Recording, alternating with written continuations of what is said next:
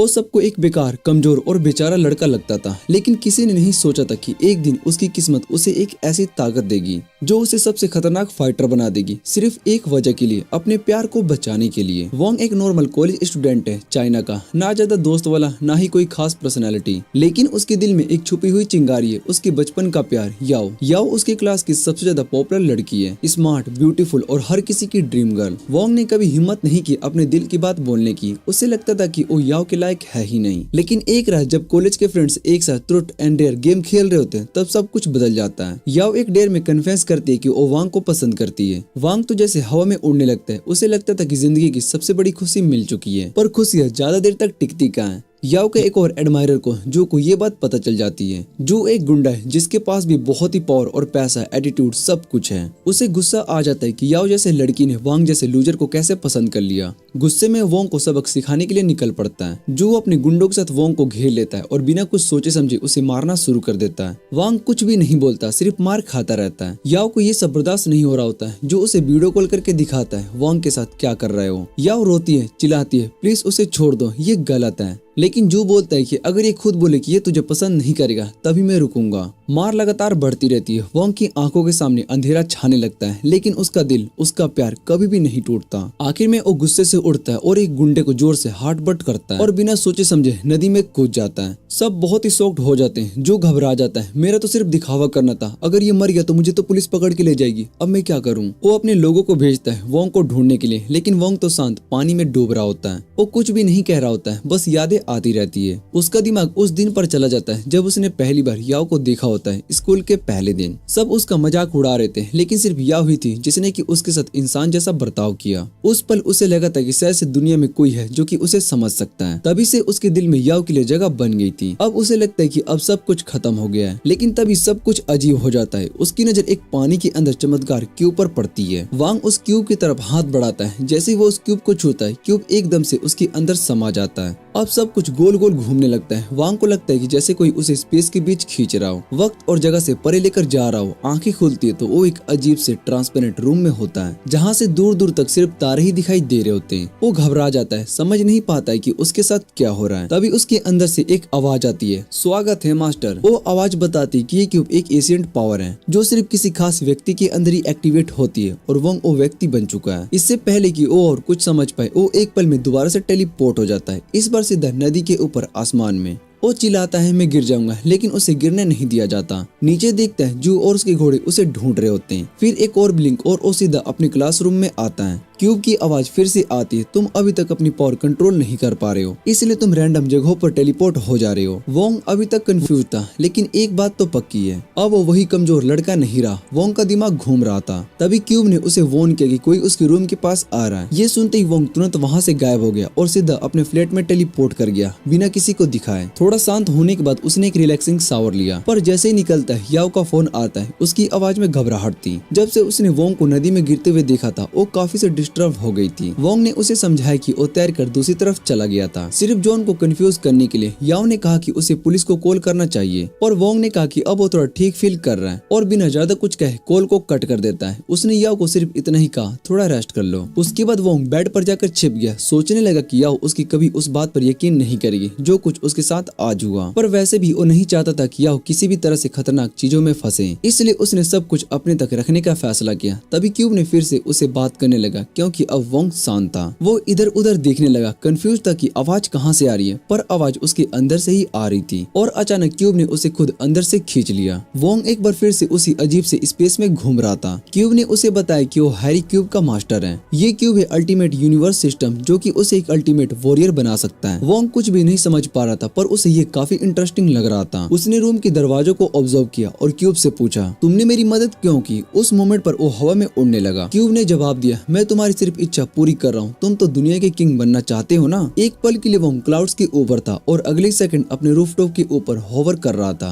डर के मारे उसके तो होश ही उड़ गए थे। लगा था कि अब गिरा, लेकिन क्यूब ने उसे सेफली नीचे लैंड करवा दिया। फिर क्यूब ने उसे बताया कि टेलीपोर्ट करने में ज्यादा एनर्जी यूज हो गई है, इसलिए अब 1 मिनट का कूल डाउन लगेगा। वोंग ने पूछा, मैं कैसे सीखूं कि एग्जैक्टली किस जगह पर टेलीपोर्ट करना है? तब क्यूब ने उसकी दूसरी स्पेशल एबिलिटी के बारे में बताया, एक सुपर सेंस जो कि नॉर्मल सेंस से काफी ज्यादा ज्यादा पावरफुल होती है। वोंग ने जैसे ही इस एबिलिटी को एक्टिवेट किया, उसके दिमाग ने हर चीज का एहसास होने लगा। ये सब उसके लिए बहुत ही ज्यादा हो गया। सिर्फ कुछ सेकंड्स में ही उसकी सारी एनर्जी ड्रेन हो गई और वो वापस नॉर्मल स्टेट में आ गया। फिर से वो स्पेस वाले रूम में था। क्यूब ने कहा, नूब होने के बावजूद भी तुम बहुत ही अच्छा कर रहे हो। वोंग ने मुस्कुराया था ही कि अचानक से उसके सीने में तेज दर्द होने लगा और वो हिचकिचाते हुए बेहोश हो गया। अगली सुबह जब उसकी आंख खुली तो वो अपने रूम में था और क्यूब उसके पास पड़ा था। वोंग घबरा गया और बोला, तुम बाहर कैसे आ गए? क्यूब ने कामली जवाब दिया, इमरजेंसी थी, तुम्हारी एनर्जी बचानी थी, मैं जरूरत पड़ने पर अपने आप बाहर आ सकता हूँ। वोंग को ये सब काफी कूल लगा। उसने सोचा, चलो थोड़ा और जानते हैं इस क्यूब के बारे में जिसने मुझे इतनी शक्ति दी है। इंटरनेट पर सर्च करने लगा पर कुछ भी नहीं मिला, ना हीरोइक क्यूब के बारे में और ना ही अल्टीमेट यूनिवर्स सिस्टम का कोई जानकारी। क्यूब भी उसके सवालों का जवाब नहीं दे पा रहा था। वांग थोड़ा फ्रस्ट्रेटेड हुआ, पर तभी उसके फोन पर याओ का मैसेज आया, लंच के लिए इनवाइट किए। उसका चेहरा खिल उठा, पर फिर उसने जॉन और उसके गुंडों को याद किया। वांग ने मन ही मन में कसम खाई थी कि उन दोनों को फिर से अपने और याओ के पीछे नहीं पड़ने देगा। उसने क्यूब से पूछा कि वो और ज्यादा स्ट्रॉन्ग कैसे बन सकता है ताकि इतनी जल्दी बेहोश ना हो जाए। क्यूब ने बताया कि वो अपनी पावर लेवल मिलनस जेम से एनर्जी से एब्जॉर्ब करके अपग्रेड कर सकता है, जिससे कि सिस्टम के नए फीचर्स अनलॉक हो जाएंगे। वोंग एक्साइटेड हो गया, पर फिर उसे याद आया कि उसके पास ज्यादा पैसे नहीं है। उसने क्यूब से पूछा, क्या मैं सड़क के किनारे पड़े हुए स्टोन्स को भी यूज कर सकता हूँ, क्योंकि वो भी तो मिनरल्स होते हैं। क्यूब ने समझाया कि हर स्टोन थोड़ी सी एनर्जी देगा, पर अगर वो जल्दी ग्रो करना चाहता है तो उसे स्पेशल जेम्स चाहिए होंगे। क्यूब ने उसका अपार्टमेंट स्कैन करना शुरू किया और उसने एक क्रिस्टल शोकेस में और उसकी माँ के साइनेटिक डायमंड रिंग के बारे में बताया, पर वोंग ने तुरंत मना कर दिया क्योंकि उसके माँ बाप उन चीजों को बहुत ही कीमत देते हैं। क्यूब ने फिर कहा कि स्टोन में से कोई एनर्जी नहीं, पर नीचे गार्डन में एक और जेम स्टोन मिला जो कि उसकी मदद कर सकता है। वोंग तुरंत तैयार हो गया जेम स्टोन ढूंढने के लिए और टेलीपोर्ट करके गार्डन में आ गया। फिर से क्यूब से पूछा, तुम मेरी मदद क्यों कर रहे हो? क्यूब ने कहा, मैं तुम्हारी इच्छा पूरी करूंगा दुनिया का किंग बनने के लिए। वोंग ने सीधा जवाब दिया, मेरी कोई इच्छा नहीं है, मैं सिर्फ याओ को सुरक्षित रखना चाहता हूँ। क्यूब ने कहा, दुनिया तुम जितनी सिंपल नहीं है, अगर तुम लड़की को बचाना चाहते हो तो तुम्हें अनबीटेबल बनना पड़ेगा। पर वोंग ने बोला, बस अब बकवास बंद करो और मुझे जेम स्टोन का लोकेशन बताओ। क्यूब ने कहा, अपनी सुपर सेंस का इस्तेमाल करो। वोंग ने अपनी नई एबिलिटी से आसपास का एहसास करना शुरू किया और एक पेड़ के आसपास जेम लोकेट कर लिया। वो तुरंत वहाँ पर गया और जेम स्टोन को खोद कर निकाल लिया। क्यूब ने कहा कि अब स्पेस रूम वापस जाओ, वहीं पर मेरा असली रूप है और वहाँ इस जेम को फीड करो।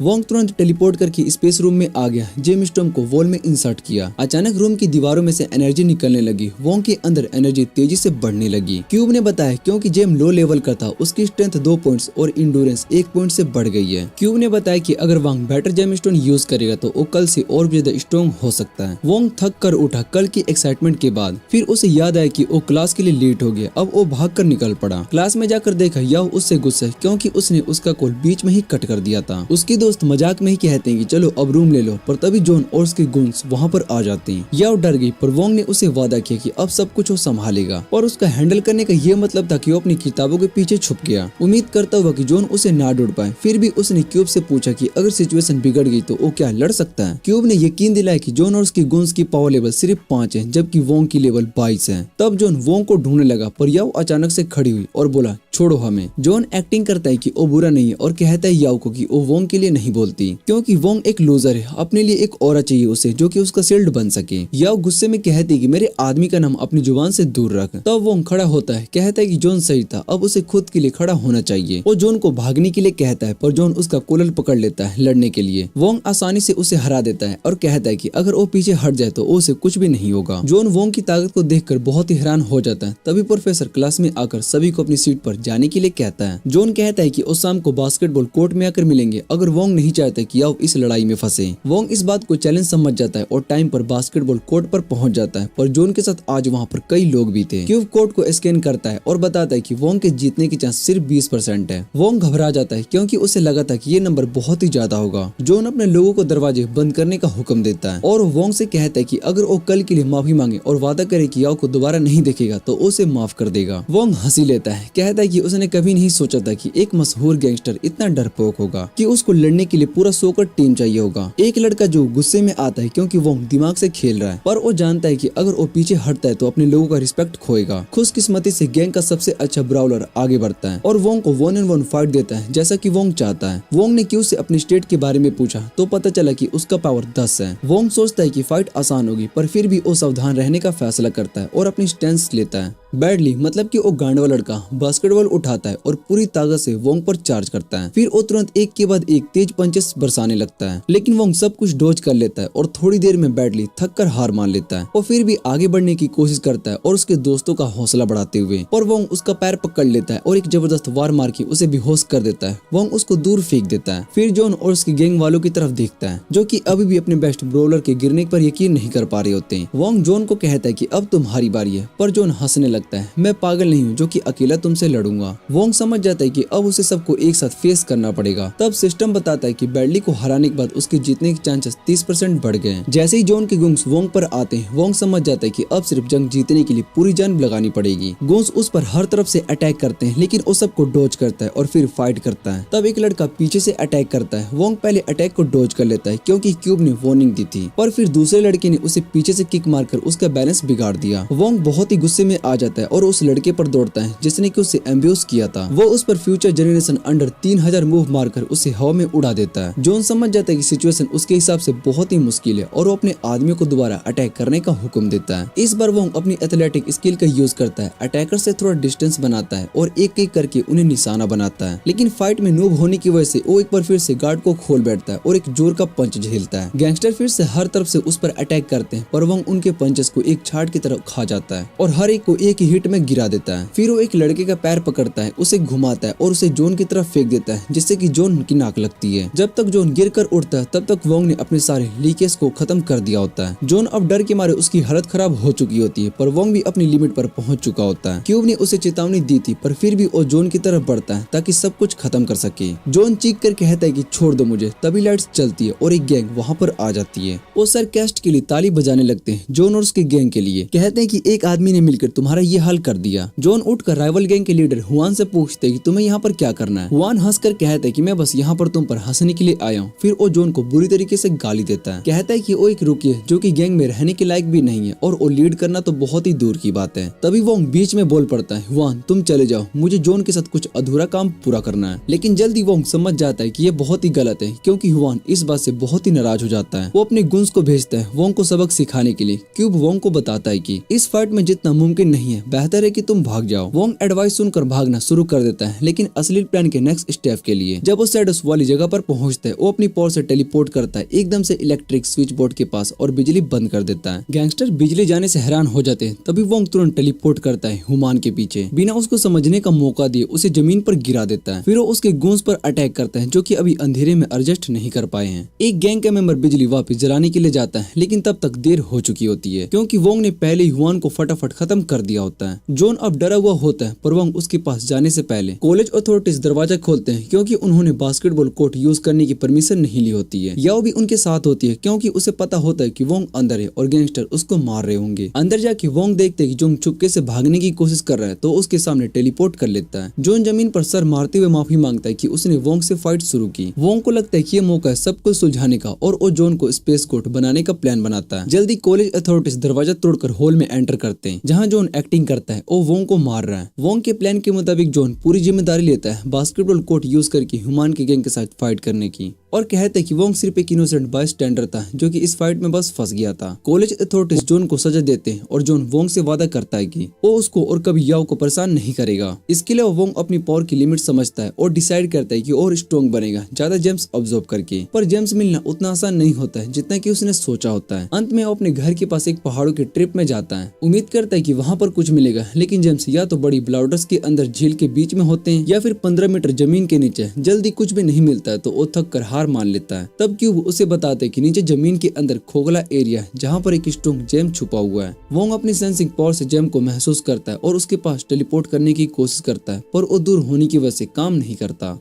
वोंग ने सोचा कि पहले होलो एरिया तक जाने का रास्ता ढूंढता हूँ, फिर वहाँ से जैम लेने की कोशिश करता हूँ। थोड़ी देर में उसे होलो एरिया का एंट्रेंस मिल गया और वो वहाँ पर टेलीपोर्ट कर गया, लेकिन वहाँ जाकर उसने देखा कि वहाँ पर कुछ भी नहीं था। अचानक उसने महसूस किया कि सील्ड केव के अंदर से हवा गुजर रही है। तब उसको समझ में आया कि उसके पास एक और केव भी हो सकता है। वोंग ने हवा के सोर्स को फॉलो करते हुए दूसरे केव का लोकेशन ढूंढ लिया और वहाँ पर टेलीपोर्ट कर गया। वहाँ उसे नेचुरल जेम्स का एक बहुत ही बड़ा क्लस्टर मिला जो कि बहुत ही पावरफुल था। वोंग खुश होकर सोचने लगा कि अब अपने टूल्स लेकर वापिस आएगा और उन जेम्स को माइन करेगा, लेकिन उसे पता नहीं था कि एक भयानक सांप उसके पीछे ही छुपकर बैठा हुआ था। सांप चुपके से अपना मुंह खोल रहा था वोंग को पूरा निगल जाए, लेकिन किस्मत से वोंग उसी वक्त टेलीपोर्ट कर गया और अपनी मौत से बच गया। वो सब कंफ्यूज होकर उसके पीछे पीछे आता रहा, फिर उसे निगलने की कोशिश करता रहा। वोंग ने तुरंत पास ही में जो जेम्स थे उनके पास टेलीपोर्ट करके उन्हें तोड़ना शुरू कर दिया। उसने एक जेम स्टोन को पानी में गिरा दिया और सोचा कि अपने सुपर सेंस से उसकी लोकेशन ढूंढकर पानी में जाकर उसे वापस लेकर आ जाएगा। जब उसने अपना सुपर सेंस यूज किया तो उसने देखा कि एक बड़ा सा सांप उसके बिल्कुल पास ही था।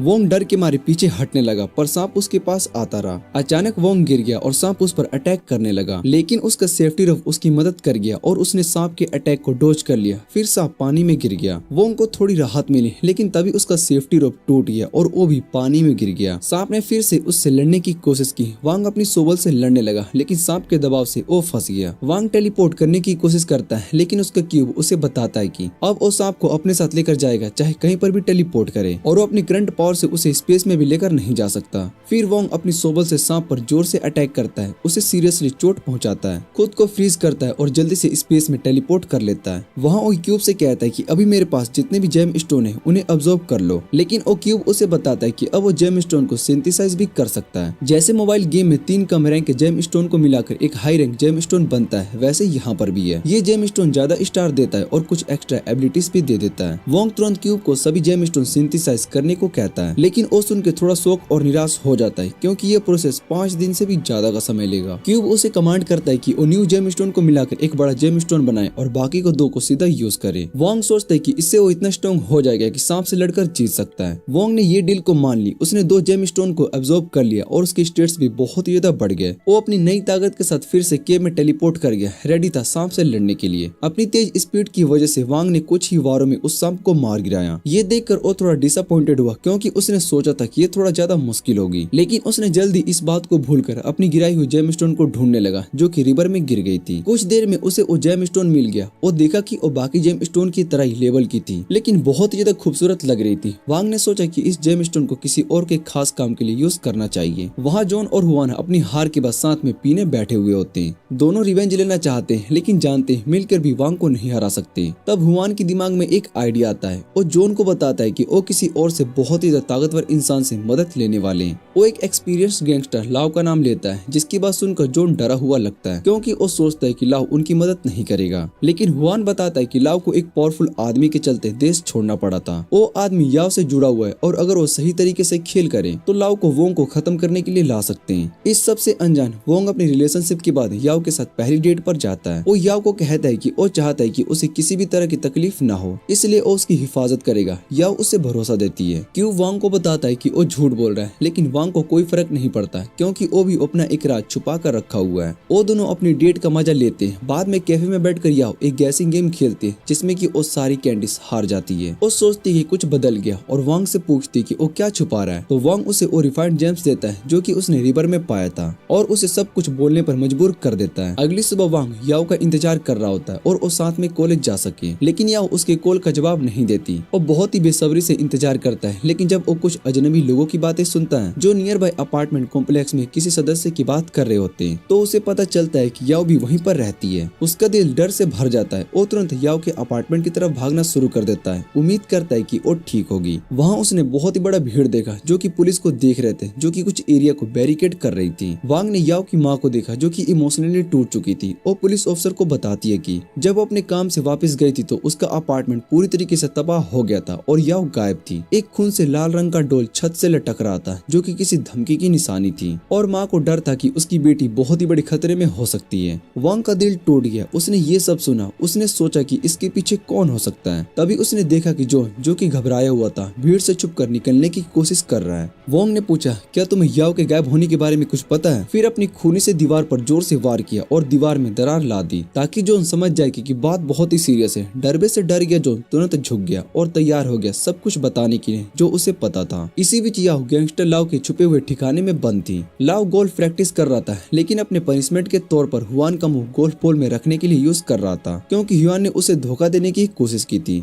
गोल्फ प्रैक्टिस खत्म करने के बाद, जिसमें हुआन को काफी चोट लगी थी, लाव बंधी हुई और चुप कर याव की तरफ मुड़ता है। वो कहता है कि तुमने मेरा गुस्सा देखा है, अब तुम्हें मेरी बात माननी पड़ेगी। फिर वो उसे एक आदमी जिन की फोटो दिखाता है और पूछते है कि तुम्हारा उससे क्या रिश्ता है। याव कहते है कि मुझे उस आदमी के बारे में कुछ भी नहीं पता। लाव को शक होता है, क्योंकि जिन ने पहले पूरी ऑर्गेनाइजेशन के खिलाफ खड़ा होकर याव की तरफ हिफाजत की थी। वो गुस्से में आ जाता है जब याव लाओ बार बार कहती कि वो जिन को नहीं जानती। लाओ उसे मारने वाला होता है लेकिन उसका बटलर आता है और कहता है रुको, तुम्हें रुकना चाहिए। बटलर कहता है कि याओ शायद से जिन को नहीं जानती लेकिन जिन उसे जानता है। अगर वाकई वो उसे चाहता तो अब तक उसे बचाने के लिए आ चुका होता। लाओ कहता है कि जिन जल्दी ही आ जाएगा, मैंने उसे हराने के लिए लाए हैं ताकतवर मार्शल आर्ट्स हायर किए। बटलर कहता है कि हमें नहीं पता कि जिन कितना पावरफुल है, हो सकता है कि मास्टर भी उसे नहीं हरा पाए। फिर वो कहते हैं कि जिन को रुकना मुश्किल हो तो हम याओ को अपना बंदी बनाकर उसे सरेंडर करवा सकते हैं। लेकिन तभी जब याओ जिंदा और ठीक हो, अगर याओ मर गई तो जिन गुस्से से और दर्द से फूट जाएगा और तब उसे कोई भी बदला लेने से नहीं रोक सकता है। बटलर की बात सुनकर लाओ समझदार होकर कहता है कि ठीक है, अब याओ को जिंदा रहने दो। वो कमरा छोड़कर निकल जाता है। बटलर याओ का मुंह बंद करता है और कहता है तुम्हें ज्यादा कोऑपरेट करना होगा, अगली बार मैं लाओ को नहीं रोक पाऊंगा और वो अगर हमारे लिए अच्छा नहीं होगा। दूसरी तरफ जॉन वांग को लाओ के बारे में बता रहा होता है। लाओ एक सबसे मशहूर परिवार के साथ था जहाँ पर कोई भी उसे टक्कर लेने की हिम्मत नहीं करता था। लेकिन एक दिन उसका मुकाबला जिन से हुआ, जिसे जिन ने 2 उंगलियों से काटकर सबके सामने उसकी बेइज्जती कर दी। शुरू में लाओ के परिवार ने अपने सारे रिसोर्स जिन को ढूंढने और बदला लेने में लगा दिए, लेकिन जब जिन नहीं मिला तो उन्होंने लाओ को छोड़ दिया और लाओ ने कसम खाई कि वो हर हाल में बदला लेगा। वही जिन था जिसने कि एक बार हाई स्कूल में याओ को किडनैपिंग का प्लान फेल कर दिया था। वान ने इस बात का फायदा उठाकर लाओ को अपने काम करने के लिए और धोखा देने की कोशिश की थी। शुरू का प्लान यह था कि लाओ को वोंग पर हमला करने के लिए बढ़ाया जाएगा, लेकिन लाओ समझ गया कि उसे बेवकूफ बनाना इतना आसान नहीं था। जॉन ने सब कुछ छोड़ दिया। उसका कहना था कि उसे पहले ही पता था कि लाओ जैसे इंसान के साथ कुछ भी गलत हो सकता है। उसने इसलिए हाथ खींच लिया क्योंकि वो याओ को किसी मुसीबत में नहीं डालना चाहता था। उसे पूरा यकीन था कि वान को उसकी सजा मिल चुकी है और लाओ जैसे इंसान के सामने हम कुछ भी नहीं कर सकते। लेकिन वांग को उसकी बात कुछ खास पसंद नहीं आई। उसने सीधा कह दिया ये सब बकवास है और बिना किसी का इंतजार किए उसने याओ को बेचने का फैसला खुद ले लिया। जॉन घबरा गया। उसने वांग को समझाने की कोशिश की।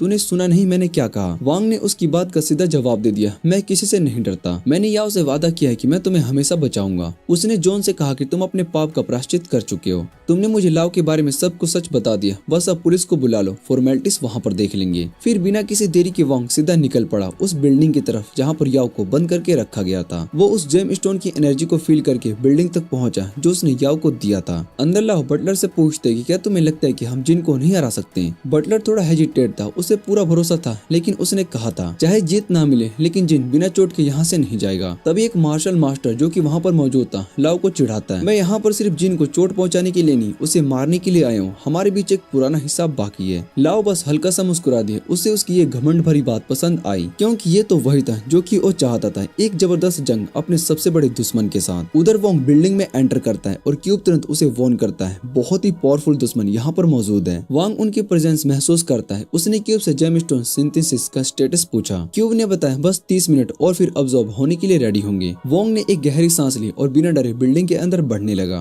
पर लाओ के कुछ हार्ड मर्सनरीज ने उसे देख लिया और उसने सोचा कि इसे रिज तक पहुंचने से पहले ही निपटा देते हैं। वोंग सीधा सीढ़ियों से चढ़ गया, लेकिन रास्ते में एक बड़ा ताकतवर आदमी उसका रास्ता रोक लेता है। एक बड़ी सी दरवाजा उसके सामने था जो कि लॉक था। वोंग ने उसे तोड़ने का सोचा था, पर तभी वो मस्कुलर आदमी बोलता है कि फालतू में ट्राई मत करो, इस लॉक पर स्पेशल प्रोटेक्टिव स्पेल लगा है। क्यूब ने तुरंत उस आदमी का स्ट्रेंथ स्कैन किया और बोला इसके पावर लेवल 52 है और तुम्हारा 50। वोंग समझ गया कि ये इंसान सिर्फ ताकत में ही नहीं बल्कि एक्सपीरियंस में भी बहुत ही ज्यादा है, लेकिन फिर भी उसने जैसे कुछ ना जाना वैसे एक्ट किया और बोला मुझे ऊपर जाने दो, मेरी गर्लफ्रेंड वहाँ पर है, चाबी दे दो। वो बॉडी बिल्डर टाइप बस हंसकर बोला इतनी जल्दी भी क्या है भाई, मुझे ऑर्डर मिला है कि कोई भी ऊपर जाने की कोशिश करे तो उसे खत्म कर देना। वांग फिर भी बार बार वही बात बोलता है और उसकी बात सुनकर वो आदमी थोड़ा इरिटेट हो गया और बोला चल मेरे साथ चल। ऊपर टॉप फ्लोर पर एक अंधेरी से रूम में याओ चिंतित सी बैठी होती है। तभी लाओ उस रूम में एंटर करता है। उसके चेहरे पर एक डरावनी सी मुस्कान होती है। वो कहता है कि अकेले बोर हो गई होगी ना, तेरे लिए एक खास टीवी शो अरेंज किया है। उसने टीवी को ऑन किया और स्क्रीन पर जो देखा उसे देखकर याओ का चेहरा सफेद पड़ गया। टीवी में लाइव दिख रहा था कि वोंग नीचे जिन ब्रो के सामने खड़ा था। याओ की आंखों के सामने उसके बॉयफ्रेंड की जान खतरे में थी। जिन ब्रो वोंग से कहता है कि अब जगह भी काफी है, चलो दिखाओ अपना असली दम। उसने एक धीमा सा पंच वांग की तरफ फेंका, लेकिन वांग ने सीधा कूद गया और उसके मुंह पर एक जोर की किक मार दी। वांग सोचता है कि अभी टेलीपोर्टेशन का यूज नहीं करेगा, उसके बाद के लिए बचा कर रखना चाहिए। वो जिन के अटैक्स को ब्लॉक करता जा रहा था और बीच बीच में अपना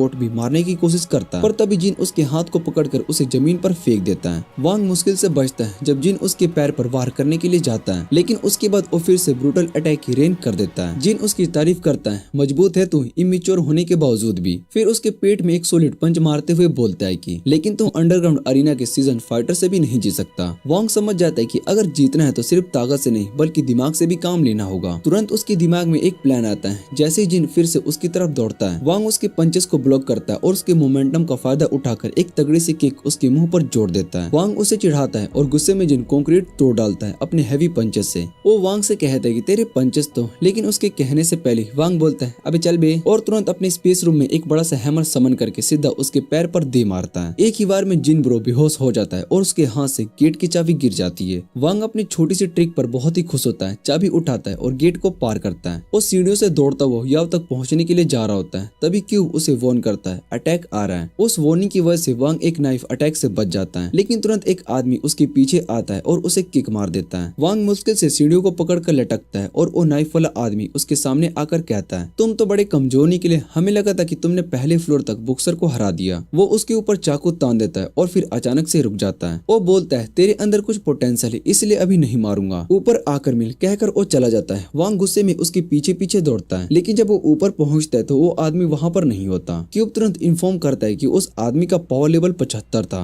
ये सुनकर वांग बहुत ही हिल जाता है और शॉक में आ जाता है, इतना ज्यादा। और वो तो कुछ खास स्ट्रॉन्ग नहीं दिख रहा था। वांग कसम खाता है कि चाहे जो भी हो जाए इसे गिरा कर रहूंगा। वो एक खाली रूम में पहुंचता है जहाँ पर वो खतरनाक असासिन्स उसके लिए छुप कर बैठे हुए होते हैं। वो वांग को शांत नजर से देखता रहता है और फिर अचानक से एक तेज अटैक के साथ उस पर टूट पड़ता है। वांग मुश्किल से उस अटैक से बच पाता है, लेकिन असासिन अपने तेज चाकू वाले वार से उसे लगातार पीछे धकेलते रहते हैं। अचानक वो अपना चाकू वांग की तरफ फेंकता है जो कि चूक जाता है और उसके बाद अपनी सुपरनेचुरल पावर का यूज करके उस चाकू को वापस बुला लेता है। वांग उस सेकंड भी अटैक से बच जाता है और पलट कर उसे दो जोर से किक मार देता है। असासिन हैरान हो जाता है, पर वांग तो बोरेट से यान करते हुए कहता है कि तू तो इंटरेस्टिंग भी नहीं है भाई। ये सुनकर असासिन गुस्से में कांप उठता है और तुरंत हवा में घुल जाता है, फिर शैडोस में छुप जाता है। वो पूरी तरीके से यकीन में था कि वांग उसे नहीं जीत सकता, क्योंकि उसने बचपन से अंधकार और खतरनाक हालत में असासिन बनना सीखा है। वो लिटरली एक बैट जैसा बन चुका है और फिर अपने आवाजों से अपने शिकार को लोकेट कर लेता है। उसके दिमाग में होता है कि अगर दिखाई नहीं दिया तो वांग कुछ भी नहीं कर पाएगा, लेकिन उसे क्या पता कि वांग के पास भी एक सुपर सेंसिबिलिटी है। असासिन चुपके से उसके पीछे आता है और वार करने के लिए, पर वांग पहले से ही रेडी होता है और सीधा एक चोर का थप्पड़ उसके मुंह पर जोड़ देता है। गुस्से में आकर असासिन अब अपनी स्पीड का पूरा यूज करता है और वांग उसका रास्ता भी पहले से ही समझ चुका होता है। वो तुरंत अपने स्टोर से एक बास्केटबॉल जैसा बैट निकालता है और एक ही शॉट में होम रन खेलता है सीधा उसके दोनों बॉल्स पर। असासिन वहीं पर गिर जाता है। Game over.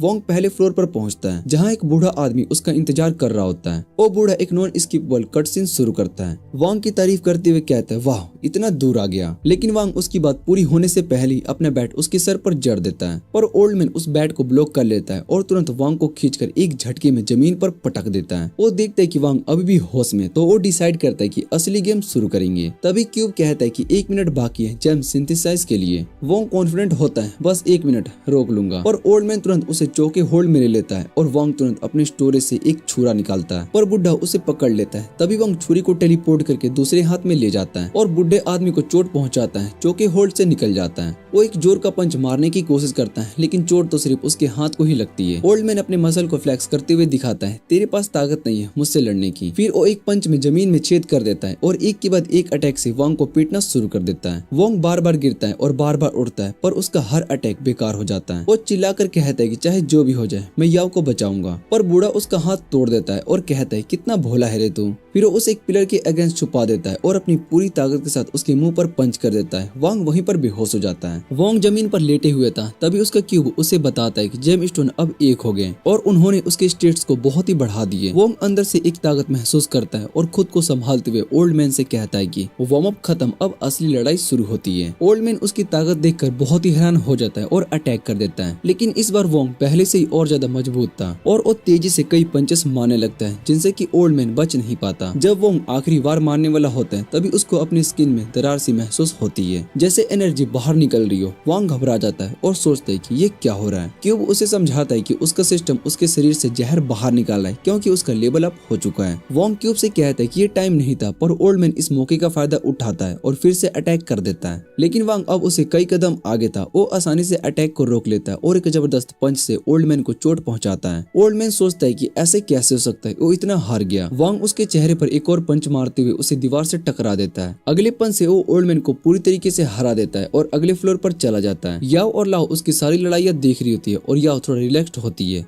पर लाओ गुस्से में था क्योंकि उसके 3 फाइटर्स आम आदमी से हार गए थे। उसका बटलर उसे समझाता है कि गुस्सा मत करो, आने वाले फाइटर्स अभी प्रोफेशनल्स हैं और वो जल्दी सिचुएशन बदल देंगे। लाओ यकीन नहीं करता, पर बटलर बताता है कि मार्शल आर्ट्स एसोसिएशन की एक लड़की यहाँ पर आई है जिसने अपने रिस्ट पर एक रिस्ट स्ट्रेंथ ब्रेसलेट पहना हुआ है जो कि अभी उसे हटाएगी तो सबके लिए खतरा बन जाएगी, इसलिए हमें तुरंत बिल्डिंग छोड़ देनी चाहिए। वही वांग अपनी चोटों और थकान के बावजूद आगे बढ़ता जा रहा था। क्यूब उसे बताता है कि अभी वो इमोशनल तौर पर स्टेबल नहीं है और उसे शांत होना चाहिए ताकि अपनी पूरी ताकत दिखाए, पर वांग कहता है कि वो शांत नहीं हो सकता है क्योंकि याओ खतरे में है। वांग छत पर पहुंचता है और जब दरवाजा खोलता है तो 2 मार्शल आर्टिस्ट उसका इंतजार कर रहे होते हैं जो कि उसके अगले ओपोनेंट है। एक लड़की क्यू खुशी से उसका स्वागत करती है। वांग समझ नहीं पा रहा होता है कि वो क्या कह रही है। क्यू अपने पास से एक स्पेशल इन्फॉर्मेंट थर्मोमीटर निकालती है और वांग की तरफ भागती है। वांग थोड़ा हैरान होता है, पर वो क्यू को अपने दिल के पास डिवाइस पॉइंट कर देता है। डिवाइस एक रीडिंग दिखाता है 0, मतलब कि वांग के पास कोई सुपरनेचुरल पावर नहीं है। क्यू ये देखकर बहुत ही हैरान हो जाती है। वांग इतने मजबूत ओपोनेंट को हरा कर भी कोई सुपर ह्यूमन नहीं है। उसका साथ स्टोन भी उसका एनालाइज कर रहा होता है। स्टोन कहता है कि वो कल्टीवेटर नहीं है, उसमें ना कि इंटरनल एनर्जी है और ना ही मार्शल आर्ट्स ट्रेनिंग। वो सोचता है कि शायद से वो कोई स्पेशल टेक्निक का यूज करता है, जैसे बॉडी रिफाइनिंग, जो कि सिर्फ उसकी फिजिकल स्ट्रेंथ बढ़ाता है। क्यों खुशी से झूम उठती है। वो सोचती है कि वो वोंग की ताकत को छीनकर खुद भी और मजबूत हो जाएगी, लेकिन वोंग को समझ में आता है कि ये लोग क्या बात कर रहे हैं। फिर क्यों को याद आता है कि उसके मामा ने उसे ज्यादा बेहतर तरीके से पाला है। वो अपनी खुशी को रोककर वोंग से मिलती है। बेवकूफ वोंग बिना किसी शक किए उसे हाथ मिलाता है। अचानक क्यों उसके चेहरे पर पंच मार देती है और पूछती है कैसे हो। वोंग गुस्से में आ जाता है कि उसके साथ खेल खेला गया है। वो क्यों को अपरकट कर देता है, लेकिन क्यों एक मिसोचिस्ट है जो कि दर्द को एंजॉय करती है। वो वोंग के पंच की एनर्जी को ऑब्जर्व कर लेती है। शर्माते हुए कहती कि वोंग की इंटरनल एनर्जी बिल्कुल नए माइनिंग हुए जेम स्टोन की तरह शुद्ध है। वोंग समझ जाता है कि वो कितनी परवेट है। वो उसका हाथ छोड़ देता है, लेकिन क्यों और मांगती है और पंचेस मारना शुरू कर देती है। उसके पंचेस वोंग को और ज्यादा हर्ट नहीं करते, पर वोंग गुस्से में आकर उसे रोकना चाहता है कि वो अपनी पूरी ताकत से उसको किक मारकर कहती है थोड़ा सीरियस हो जाना। जबकि वोंग की तरफ बढ़ता है, स्टोन वोंग को बताता है कि उस लड़की के सामने उसका कोई चांस नहीं है। वो कहता है कि बेहतर ये हुआ कि वो अपने फाइनल बैडेस्ट वर्ड कहे और मर जाए। अगले पल क्यू अपनी पूरी ताकत से वोंग को किक मारकर उसे पिलर से टकरा देती है। वोंग चक्कर खाने लगता है और वो डिसाइड करता है कि अब अपनी पूरी ताकत दिखाएगा। वो क्यू को बताना चाहता है कि वो असली जेंडर इक्वलिटी में यकीन रखता है। वो उस पर पूरी ताकत से पंच करता है, लेकिन क्यू और ज्यादा मजा लेने लगती है। वो और तेज होकर वोंग पर हमला करती है और कहती कि और ज्यादा जबरदस्ती करो। वोंग भी उसकी बात को मान लेता है और जोर जोर से उसको मारना शुरू कर देता है, पर क्यू लगातार कहते कि और जोर से। डैडी और स्टोन उसकी मेंटल हालत को लेकर बहुत ही परेशान हो जाते हैं। फिर क्यू फिर से वोंग पर अटैक करती है। अब उसके अंदर छुपी हुई दर्द एनर्जी सरफेस पर आने लगती है। स्टोन उसे रोकता है, कहता है कि वो अपनी पावर को यूज ना करे, पर क्यू उसकी बात नहीं सुनती। वो वोंग की तरफ बढ़ती है। उसके हाथ पंजे बन चुके होते हैं। वो कहती है कि वोंग की ताकत को छीनकर और मजबूत बनेगी ताकि और स्टोन अपनी ऑर्गेनाइजेशन से आजाद हो सके। फिर वो जंगली हो जाती है। श्राप क्लास से वोंग की स्किन चीरकर अटैक करती है। जब वोंग अपनी बैलेंस को वापस पा लेता है, क्यू पीछे से उस पर झपट पड़ती है और उसका खून चाटने लगती है। वांग क्यू को धक्का देता है। फिर से एक मेंटल पोल बुलाता है अपनी लड़ाई के लिए, लेकिन क्यू उसके खून पीने के बाद और ज्यादा मजबूत हो गई और वो वांग को वॉल से टकरा देती है। वांग समझ जाता है कि अब वो डिसएडवांटेज में है। वो अपना पूरा ध्यान लड़ाई पर लगा देता है। जैसे ही वो उठता है, क्यू फिर से उस पर दौड़ती है। तेज पंजे से उसका गले को काटने वाली होती है। वांग इंतजार करता है ताकि वो उसके अटैक को काउंटर कर सके,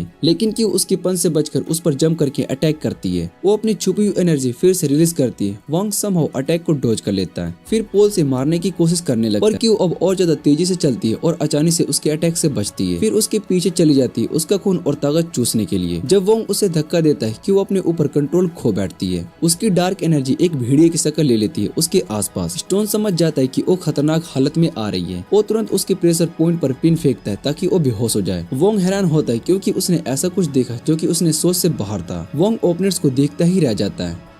स्टोन क्यू के दूसरे प्रेशर पॉइंट को पिन करता है ताकि उसकी ज्यादा एनर्जी उसके जिस्म को नुकसान ना पहुंचाए। वांग सोचता है कि अगर उसे क्यू और स्टोन दोनों से लड़ना पड़े तो वो हार जाएगा, इसलिए वो इस मौके का फायदा उठाकर भागने का प्लान बनाता है। लेकिन स्टोन उसे छुपते हुए देख लेता है और हवा की एक ताकतवर ब्लास्ट वोंग की तरफ भेजता है जो कि उसे पीछे धकेल देती है। वोंग हैरान होता है क्योंकि उसने नहीं देखा कि उस पर क्या अटैक हुआ। स्टोन भी अच्छा मानसिक स्थिति में नहीं होता है क्योंकि क्यू अभी अभी लेवल अप हुई है और उसे तुरंत मेडिकल मदद चाहिए होगी। वो सोचता है कि लड़ाई जल्दी खत्म होगी और वोंग पर हवा का तीर मतलब कि विंड ब्लेड फेंकता है, लेकिन क्यूब उस अटैक की डायरेक्शन बता देता है। वोंग आसानी से उस अटैक को डोज कर लेता है। स्टोन बहुत ही हैरान होता है कि वोंग ने इनविजिबल अटैक को डोज किया। अब वो अपनी लड़ाई पर और ज्यादा ध्यान देता है। तभी के की दर्द से हारने लगती है। स्टोन तुरंत लड़ाई छोड़कर अपनी पत्थर को संभालने लगता है। वो वोंग से कहता है कि वो आगे जाकर अपनी लड़की को बचाए। वोंग इस बदलते हुए हाल से बहुत ही हैरान होता है। वो स्टोन से पूछता है कि क्या तुम हार मान गए हो, पर ध्यान रहे कि पीछे से स्नेक अटैक मत करना। स्टोन गुस्सा हो जाता है, कहता है कि वो ऐसे नहीं लड़ सकता है, क्यों ऐसी हालत में है, पर वो हार भी नहीं मान सकता है क्योंकि अगर वो हार मान गया तो उसकी ऑर्गेनाइजेशन उसे नहीं माफ करेगी। स्टोन ये बात समझ जाता है। वो डिसाइड करता है कि वो स्टोन को कोंकर में डालकर रखेगा कि कोई वापस ना ले जाए। वोंग कहता है कि तुम हार नहीं मान रहे तो हमारी लड़ाई अभी खत्म नहीं हुई है। स्टोन समझ जाता है कि सिर्फ बातों से वोंग को यहाँ पर भेजना मुश्किल है, इसलिए उसने अपनी ऑर्गेनाइजेशन का मिलियन कॉइन निकाला, एक ऐसा सिंबल जिसका मतलब होता है विनाश। फिर उसने उसी कॉइन पर अपना ब्लड छिपाकर एक ब्लड पाथ लिया। कहने लगा कि एक कल्टीवेशन की सबसे बड़ी कसम होती है, अगर मैंने वोंग से धोखा किया तो मैं मिट्टी बन जाऊंगा। वोंग ने पूरा सीन चुपके से अपने फोन में रिकॉर्ड कर लिया और फिर स्टोन से वही कॉइन लेते हुए बोला, मैं तुम्हारे जैसे ईमानदार आदमी पर भरोसा करता हूँ। फिर वोंग ने वही कॉइन उसके मुंह पर रगड़ दिया, जैसे कह रहा हूँ अगली बार तमीज से बात करना। और चौंकाने वाली बात तो ये थी कि मार्शल आर्टिस्ट स्टोन इतनी बेइज्जती के बाद भी चुप रहा। एक इमेच्योर इडियट के सामने सब कुछ सह गया। वांग वहाँ से भाग गया और स्टोन ने तुरंत अपनी टीम के थर्ड मेंबर से कांटेक्ट किया। उसने बोला कि क्यों की तबीयत ठीक नहीं लग रही, हमें तुरंत उसे बेस लौटाना होगा। लड़की ने पूरा रीजन पूछने की कोशिश की, लेकिन उसके कुछ बोलने से पहले ही पीछे से किसी ने उस पर अटैक कर दिया और वो बेहोश हो गई। इसी बीच लाओ का आखिरी असासिन चेन भी बैटलफील्ड में आने का फैसला करता है। जब लाओ को पता चलता है कि उसके बाकी सभी असासियंस हार चुके हैं तो उसकी फट जाती है। बटलर से कंफर्मेशन लेता है और बटलर बोलता है कि सब हार चुके हैं, हमें बिल्डिंग से निकल जाना चाहिए। लाओ का दिमाग घूम जाता है, उसे लगता है कि सबको जिन ने हरा दिया, लेकिन मुसीन को अब जिन में कोई इंटरेस्ट नहीं रहा। उसके लिए तो वोंग ज्यादा इंटरेस्टिंग ओपोनेंट बन चुका था। लाओ गुस्से में पूछते कि वोंग ने ऐसा क्या किया। तब बटलर बताता है कि स्टोन ने वोंग से ट्रियूस कर लिया। ये सुनकर लाओ और भी ज्यादा पागल हो जाता है। मुसीन को बोलता है कि मैं तुम्हारा पेमेंट ट्रिपल कर दूंगा, सिर्फ वोंग को मार दो। लेकिन मुसीन को पैसों से खरीदना इतना आसान नहीं था। उसका पपेट तुरंत लाओ पर एक फ्लाइंग स्लैश भेजता है। किस्मत से बटलर बीच में आ जाता है और उसे बचा लेता है। फिर गुस्से में लाओ से कहता है कि अब सब कुछ हमारे हाथ से निकल चुका है। दूसरी तरफ वोंग अब भी याओ को ढूंढ रहा होता है। बिल्डिंग के एक और फ्लोर में घुसकर दरवाजों को तोड़कर आगे बढ़ रहा होता है। उसे याद आता है कि क्यूब ने बिल्डिंग में टोटल 7 एनिमीज को डिटेक्ट किए थे तो सिर्फ अब 2 ही बचे होंगे। लेकिन अंदर से वो पैरानॉइड हो चुका होता है। इतनी छोटी सी की आवाज भी उसे डरा देती है। क्यूब बताता है कि एक एनिमी अचानक गायब हो गया और अब सिर्फ एक बचा है। तभी वोंग को महसूस होता है कि कोई उसे देख रहा है। वो तुरंत पीछे मुड़ता है और देखता है कि मुसीन और उसका पपेट सान ऊंचे जगह से उन्हें घूर रहे होते हैं। क्यूब तुरंत वार्निंग देता है कि इन दोनों का कंबाइंड कॉम्बैट लेवल 7 है। वोंग सुनकर हैरान हो जाता है क्योंकि मुसीन और उसका पपेट दोनों ही एक अजीब सी डार्क ऑरा से घिरे हुए लोग लग रहे होते हैं। क्यूब वोंग को वार्न करता है, कहता है कि पपेट के अंदर एक ऐसा एडवांस डिवाइस छुपा हुआ है, लेकिन उसके अलावा और कुछ खास नहीं है। तभी मुसीन वोंग से कहता है कि मुझे कमजोर समझकर अंडर एस्टिमेट मत करना, और फिर अपनी पावर रिलीज करता है। एक सिपनिंग किंग मारकर वोंग को हवा में उड़ा देता है। वोंग अभी तक समझ नहीं पाया होता है कि यहाँ पर क्या हो रहा है। तभी मुसीन उसके पास आता है और अपनी स्पिरिचुअल एनर्जी से एक तालिस्मान बनाता है। वो कहता है कि तुम और मैं एक दूसरे से बिल्कुल अपोजिट हैं। तुम सिर्फ ब्रूट स्ट्रेंथ पर भरोसा करते हो और मेरे पास सिर्फ टेक्निक्स है। जब मुसीन अपने स्किल्स का घमंड कर रहा होता है, वोंग के आसपास कुछ खाली बियर की बोतल्स मिलती हैं और बिना सोचे समझे वो उन्हें मुसीन पर फेंक देता है। मुसीन तालिस्मान से उन बोतल्स को काट देता है, लेकिन इसी गैप का फायदा उठाकर वोंग उस पर रश कर देता है। लेकिन मुसीन उसके अटैक को डॉज कर लेता है और फिर से एक किक मारकर उसके पीछे गिरा देता है उसको। वोंग लगातार अटैक करता रहता है, लेकिन मुसीन उसे काफी ज्यादा स्किल्ड निकलता है और इजीली उसे वापस से धकेल देता है। तभी वोंग थोड़ा डस्ट उसकी आंखों में उड़ा देता है। मुसीन कुछ सेकंड्स के लिए अंधा हो जाता है और इसी मोमेंट का फायदा उठाकर वोंग उस पर तेजी से अटैक करता है। मुसीन समहाउ बच जाता है, लेकिन उसकी शर्ट से एक छोटी सी चमत्कार बोतल नीचे गिर जाती है। वोंग उसे संभलने का मौका भी नहीं देता। मुसीन बिल्डिंग के अंदर भागता है जैसे कि प्रोकर कर रहा हो, लेकिन वोंग उसका पीछा नहीं छोड़ता। पंचेस, किक्स वोंग लगातार करता रहता है और मुसीन की आई ड्रॉप्स वाली बोतल भी तोड़ देता है। लेकिन कुछ सेकंड्स के लिए मुसीन को मौका मिल जाता है और वो वापिस से रायनथ पकड़ लेता है। फिर एक तालिस्मान वोंग के सीने पर चिपकाकर उसे जोर से पंच करता है। अब मुसिन का टर्न था और वोंग को दीवार तोड़कर फेंक देता है और अपना पपेट उसके नीचे भेज देता है। वोंग एकदम से शॉक रह जाता है क्योंकि पपेट बिल्कुल भी फ्लैश की स्पीड में मूव करता है और स्पिरिट एनर्जी उस पर बारिश कर देता है। स्पिरिट ग्लिंटिंग गन की तरह अटैक करता है। वोंग कुछ हिट्स खाता है लेकिन फिर जल्दी से अपना बैलेंस बना लेता है और बुलेट्स को डॉज करके पैरी करता है। फिर वोंग सीधा पपेट पर फुल स्पीड में डैश करता है और अपनी पूरी ताकत से उसे पंच करता है। लेकिन जब तक उसका ध्यान पपेट पर था तब तक मुसिन उसके पीछे आ चुका था। मुसिन हवा में कूदता है एक फुल पावर सुपरमैन पंच के साथ वोंग पर अटैक करता है, लेकिन वोंग उसके लिए भी रेडी होता है। दोनों के पंचेस टकराते हैं और जब धूल छोड़ती है तो वोंग के मुंह से 360 डिग्री एंगल में खून का फौरा निकलता है। मुसिन हंसा, उसे लगा कि उसने फाइट को जीत लिया, लेकिन तभी उसे महसूस होता है कि वांग उसके बालों को पकड़ चुका है। मुसिन घबरा जाता है, चीखने लगता है। मेरे बाल, जिन पर वो जोर से 2 बार घंटे आवाजें लगाता है, उन्हें बचाने की कोशिश करता है। वांग अब उस पर उल्टा फ्लर्ट करने लगता है जैसे कि कोई अल्टीमेट परवेट हो।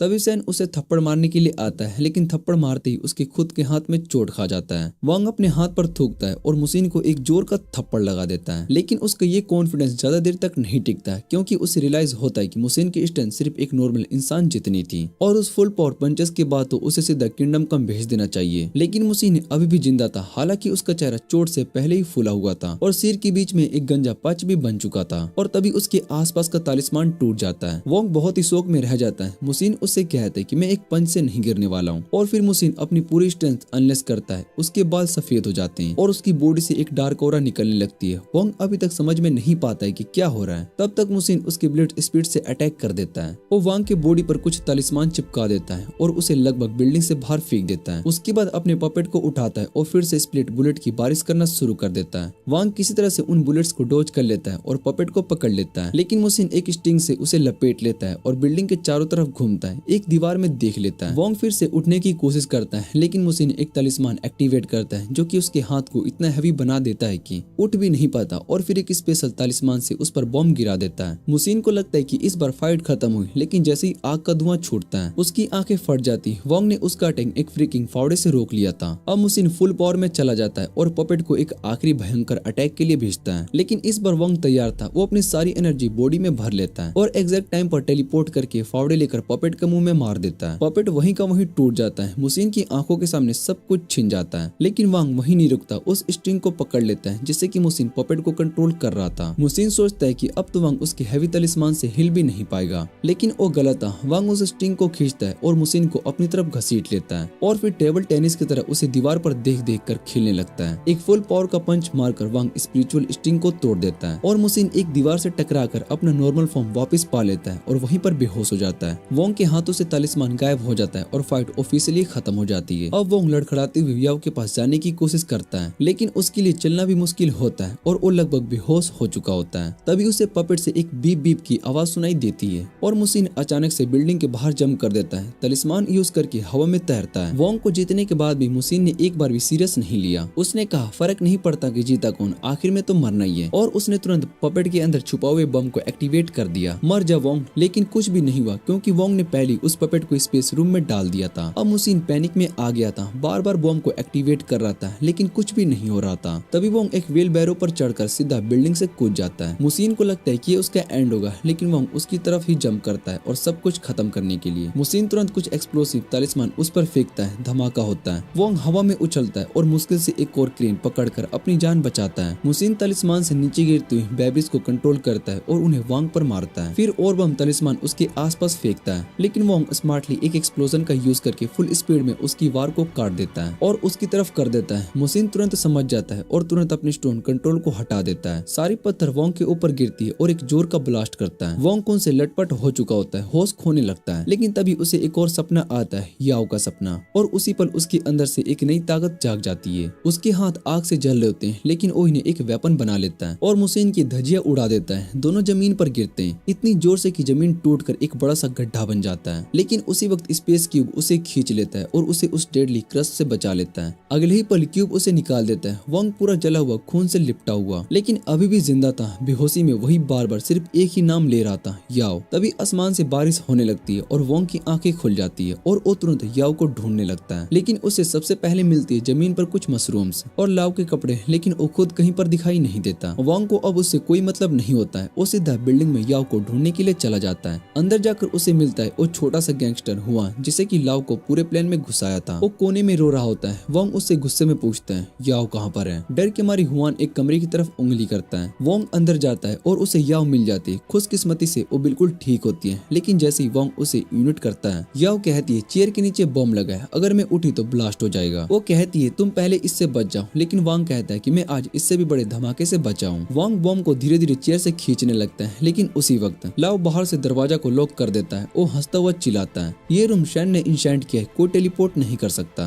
अब वांग और यू उस रूम में बंद होते हैं और टाइमर टिक टिक करता रहता है। क्यूब भी कंफर्म करता है कि टेलीपोर्टेशन नॉट पॉसिबल, लेकिन तभी क्यूब एक और काम का सिग्नल देता है। वो बताता है कि बम के वायर्स का कौन सा सीक्वेंस फॉलो करके काटना है ताकि ब्लास्ट ना हो। वोंग बिना टाइम वेस्ट किए वायर्स को काट देता है और तुरंत उस बम को स्पेस में डाल देता है। उसे लगता है कि सब कुछ सेफ है। या उसके गले लग जाती है, उसकी आंखों में आंसू होते हैं और वांग उसे संभालता है अब तुम ठीक हो, सेफ हो बिल्कुल। लेकिन जैसे ही स्पेस रूम के अंदर काउंटडाउन 0 होता है, वांग की बॉडी सडनली फ्रीज हो जाती है। उसका दिमाग ब्लैंक हो जाता है। वो हिल भी नहीं पाता। याओ घबरा कर उसे जगाने की कोशिश करती है, लेकिन वांग को थोड़ा समझने में वक्त लगता है। उस ब्लास्ट ने पपेट के अंदर छुपे हुए पावरफुल जेम स्टोन को भी एक्टिवेट कर दिया था और उसकी वजह से स्पेस में भी एक बहुत ही बड़ा होल बन गया। वांग अब गंभीर रूप से चोटिल था, लेकिन दूसरी तरफ लाओ फ्रस्ट्रेटेड है क्योंकि उसका बम अभी काम नहीं आया। वो खुद अंदर आता है याओ को शूट करने के लिए, लेकिन जैसे ट्रिगर दबने वाला होता है, उसका बटलर आकर कहता है कि सर जिन आ गया, हमें भागना चाहिए। लाओ और उसका बटलर तुरंत भाग जाते हैं और जिन रूफटॉप पर लैंड करता है बिना किसी एफर्ट के कंक्रीट के अंदर से फेस करके। ये सब के बीच में बेहोश याओ वोंग के ऊपर गिर जाती है और वोंग धीरे से उठता है और उसके दिमाग में एक सवाल है, क्या मैं उसे हॉस्पिटल लेकर जा सकता हूँ? लेकिन उसी वक्त जिन रूम के अंदर आता है और कहता है कि हॉस्पिटल इसे नहीं बचा सकता, पर मैं बचा सकता हूँ। जिन तुरंत याओ को वोंग से टेलीपोर्ट कर देता है और बिना कुछ कहे बिल्डिंग से बाहर चला जाता है। वोंग चीखता है रुको, मैंने वादा किया था कि मैं उसे प्रोटेक्ट करूंगा। जिन मुड़कर कहता है कि तुम अभी खुद को भी प्रोटेक्ट नहीं कर सकते हो और वो विंडो से जंप कर जाता है। वोंग चिल्लाता हुआ विंडो तक दौड़ता है याओ और तभी उसे एक झलक दिखाई देता है जिन का डोमेन एक्सपेंशन। जिन कहता है कि तुम्हें याओ के बारे में कुछ नहीं पता और न ही इस सुपर ह्यूमन दुनिया के बारे में, लेकिन मुझे पता है और मैं इसे खत्म करने के लिए जा रहा हूँ। वोंग टूट चुका था पूरी तरीके से। याओ को खोना उसके लिए सब कुछ खत्म हो गया। वो चुपचाप याओ के मॉर्निंग पेरेंट्स को दूर से देखता रहता है और अपनी कमजोरी पर लानत भेजता है। कहता है कि मैं अपनी लड़की को नहीं बचा पाया। अब उसके पास कोई रास्ता नहीं है, कोई क्लू भी नहीं है कि कहां से ढूंढना शुरू किया, समझ भी नहीं आ रहा है। इसी अंधेरों के बीच में एक कार उसके पीछे रुकती है। एक औरत उसमें से उतरती है और उसका नाम लेकर पुकारती है वोंग। वो कहती है कि मेरे साथ चलो। वोंग रिएक्ट नहीं करता। वो तो बोलती है मुझे पता है कि याओ कहाँ पर है। वोंग तुरंत उसकी तरफ मुड़ता है, आंखों में आग के साथ कहता है कि कहाँ पर है वो साला। औरत बस मुस्कुराती है, अगर बात करनी है तो मेरे साथ चलो। वो उसे एक पास के कैफे में लेकर जाती है और वहाँ पर कॉफी पीने लगती है, जबकि वोंग उसे एक ठंडी से गुस्से भरी नजर से देख रहा होता है। वोंग उस औरत से सीधा सवाल करता है लाओ कहाँ पर है, लेकिन वो औरत उसके सवाल को इग्नोर करके कहती कि उसे सबसे पहले मेरे सवाल के आंसर देने होंगे। वो पूछती है कि तुम्हें क्या लगता है इतने सारे सुपर ह्यूमंस, कल्टीवेटर्स और वो लोग जो कि इंसान की रिलेम से बाहर हैं, ये सब इतने सारे इंसानों की दुनिया में छुपे हुए कैसे रह जाते हैं? वोंग कैजुअली कहता है कि शायद से वो लोग अपने आप को अच्छे से छुपा लेते हैं,